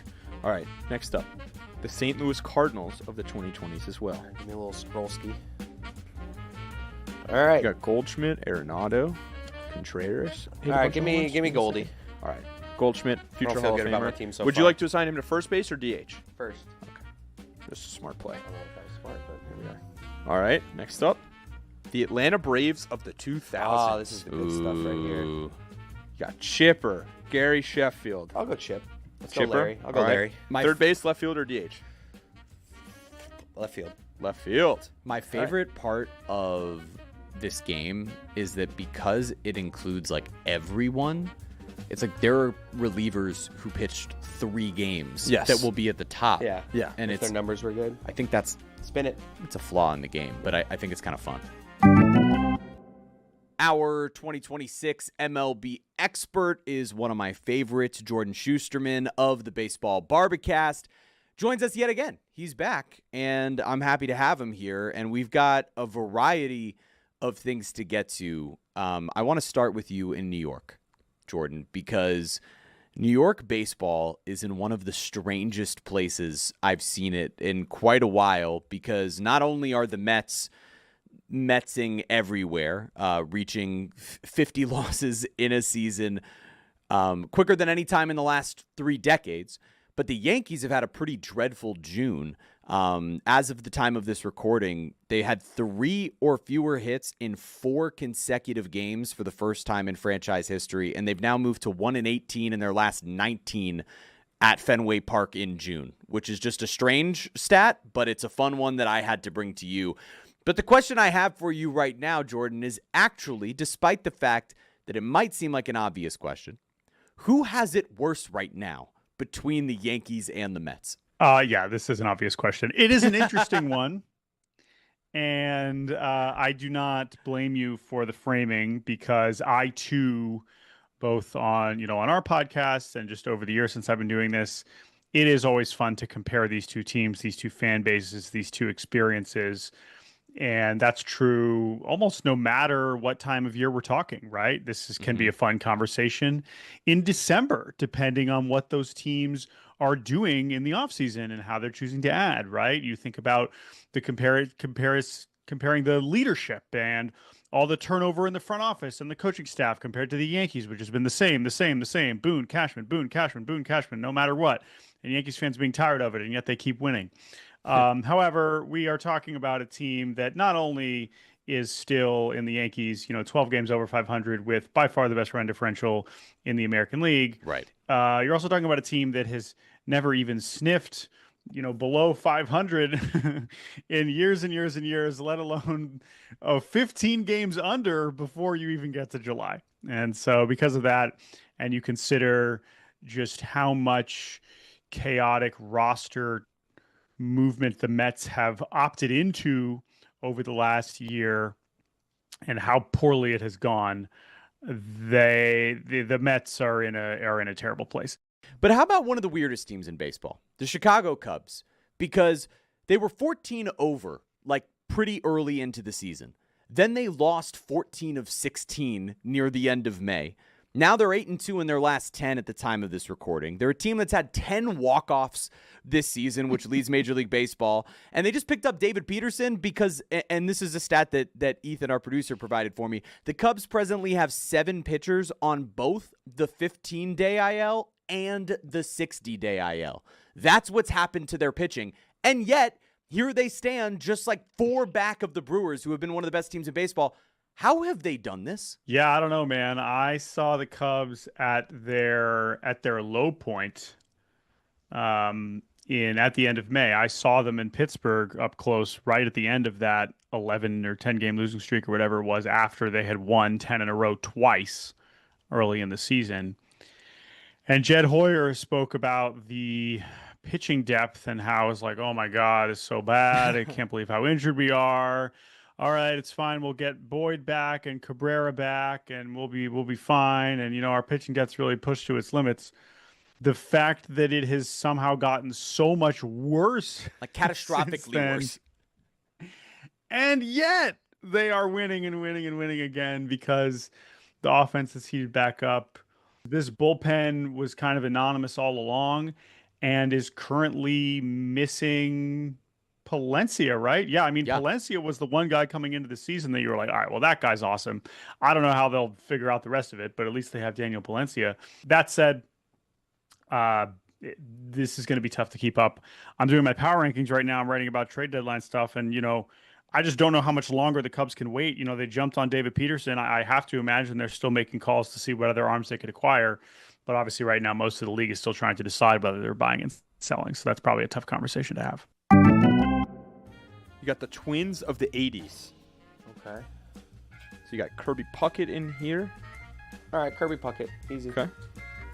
DH, center field, or right field? Center field. Okay, Baltimore Orioles of the 2000s. Where's Cali? No. I'm going to do Sammy Sosa. I was going to say Sammy Sosa and that 941 OPS. Right field? Yeah. Okay. The Angels in the 80s. Oh. Ooh, this is going to be dry. Let's respin that decade. I was going to say, you might want to respin the decade here. The 2010s. That's... Okay. I'll take my You got Trout, you got Pujols, you got Ohtani. He's taking Trout. Do I have any outfielders left? Like outfield spots? No, you don't. You took him. You took him at DH. I'll take DH. That's fine. All right. Trout is the right answer. So now I need reliever, catcher, and then infield. Astros in the 2020s. You've got Josh Hader if you need that reliever. You've got Jose Altuve, Ryan Presley. I'll go Altuve. Altuve at second base. Okay. I mean infield. The Pirates in the 90s. Jason Kendall, Bobby Bonilla at third here. All right, I guess I'll go Kendall. Jason Kendall. It's actually not a bad move. That is 850 OPS. You got to remember, not going to do much better than that at catcher. Yeah, that's a good catcher. The Reds in the 90s. I mean, lucky you, dude. There's a Hall of Famer that jumps off the page. This is the obvious choice. I know, but that's offense. I mean, that's defense. I mean, I guess I'll go Barry Larkin. It's not defense. He's good on offense. That's a good good offensive shortstop. Yeah. St. Louis Cardinals again of the 2010s. So I have reliever and what left? Reliever. Third baseman. And third base. Matt Carpenter. Just go Cishek, I guess. Steve Cishek. Sure. Steve Cishek's by the seashore. Oakland Athletics of the 2020s. Your guy here is going to be Matt Chapman. Okay. So Chris Cody went 90 and 72. I feel good. Not good. I feel like not that's great. let's move on to the All-Star stuff we were talking about a little bit earlier, because it's really strange time in All-Star voting. I mean, presently, Jesus Sanchez of the Blue Jays ended up being a finalist for the outfield in the American League, as well as George Springer at DH. Like, this has really turned into a pretty big popularity contest.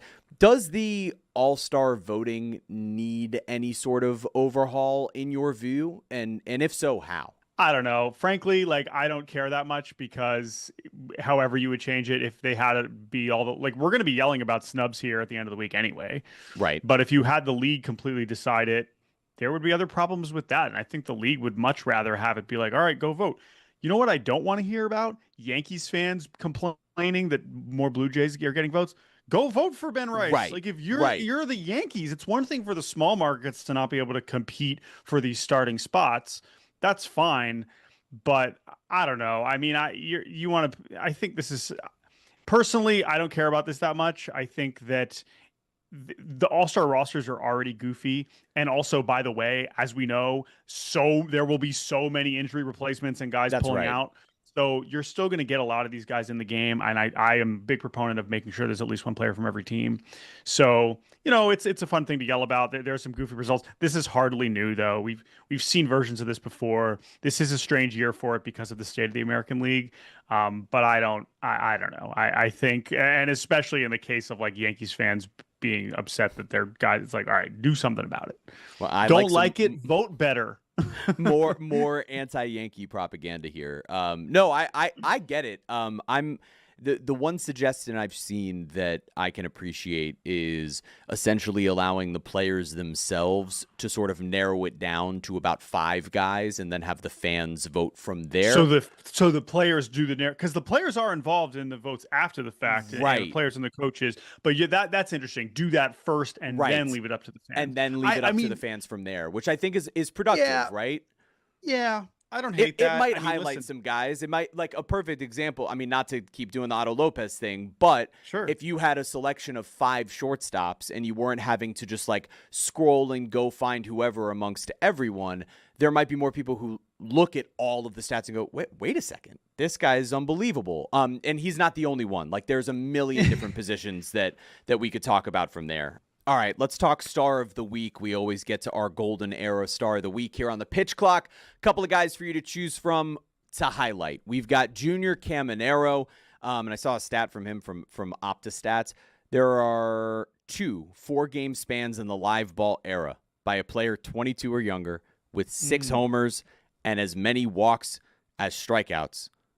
It's Caminero and Johnny Bench.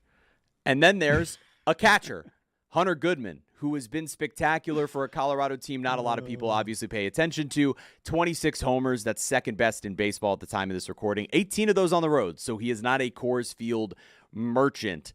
Hunter Goodman or Junior Caminero, who would we like to shine the spotlight on this week? I think I am going to go with Goodman. A leg kick is not as crazy as it used to be when he was at Memphis, but it was just one of those swings and like the kind of power that a lot of scouts were like, okay, he's got real juice. But is this guy from Memphis with this crazy swing, beating up on bad competition, like, is he really going to be the kind of guy that can hack it in the majors? Maybe he worked, and especially because people doubted his defense too. And I know that has fluctuated also since he's been in the majors, but that he has just raked at every turn all the way up to the big leagues, makes the All-Star game last year, and now takes another step forward offensively. Is just really exciting. We might be looking at a 40 homer catcher, maybe a 50 homer catcher. I mean, I guess we'll see. As we saw last year, and even with Salvador Perez a few years ago, the bar for catcher slugging has certainly been raised. But yeah, I'll go with Hunter Goodman just because Caminero is unbelievable. I mean, we're talking about like a potential Hall of Famer, so we'll be talking about him plenty for the rest of the season and for the rest of his career. Hunter Goodman, I don't know how much longer he's going to be able to keep this up, but I'm certainly impressed, and I want to make sure he gets the love. Caminero, Dan Le Batard's favorite player. Okay, 2 quick yes or no answers before I let you go. Is Jacob Misiorowski the greatest pitcher who's ever lived? I guess no, if you're limiting me to that. Well, we'll get into that at a later date. Are the Marlins going to make the playoffs? No. Sorry. Oh, God. All right, never mind. You won't be back at a later date. Jordan Schusterman. Listen to the Baseball Barbacast with him and Jake Mintz. It is as good as any baseball coverage that exists anywhere. Jordan, thanks so much for stopping by. All right, so I'm up here, and I've got to beat 90 and 72. Your first spin. The Dodgers of the 2000s. Well, ooh, boy. Dodgers of the 2000s, I'm gonna make this one simple. I'm gonna go Man Ram in left field. Okay, here we go. The Texas Rangers of the 2000s. A-Rod, please. I feel like you already have Third a base, better record shortstop, than me. or DH. Shortstop, sir. Okay. Phillies of the 80s. Ooh. I mean, come on. It's either Mike Schmidt or Steve Carlton here. Hey, are you playing this game or what's happening? Ryan Sandberg. Schmidt. Let's get better eyes. Third base. I don't know. Third base. Wow. Classic Abbott and Costello bit. Baltimore Orioles of the 2000s. Chris Cody had this one as well. Yeah, and I'm going to go ahead and take his boy, Sammy Sosa, and I'm going to stick him in right field. Okay. Yeah, I like your team. Yeah. So right now I have... Off to a pretty good start here. The Rangers of the 2010s. Ooh. So I don't have third base available or at either outfield positions for Cruz or Beltre, which means you can they put would them at need DH. to be DH. Right. And then for Cliff Lee, does that say he has an ERA under 3? Yes, 2.95. Let's go Cliff Lee. Okay. That's a nice pick. He was so good, man. The Dodgers of the 2020s. I wonder who you're going to take. Shohei Ohtani. So Cody got Trout, and you got Shohei. Put him at reliever? Got him at DH. The Reds of the 80s. Rob Dibble, John Franco, Eric Davis in center field. I will go John Franco. Okay. I'll take it. The O's of the 2000s again. Let's go with Rafael Palmeiro at first base. Okay. I want to have as many guys who did steroids as possible. The Rays of the 2020s.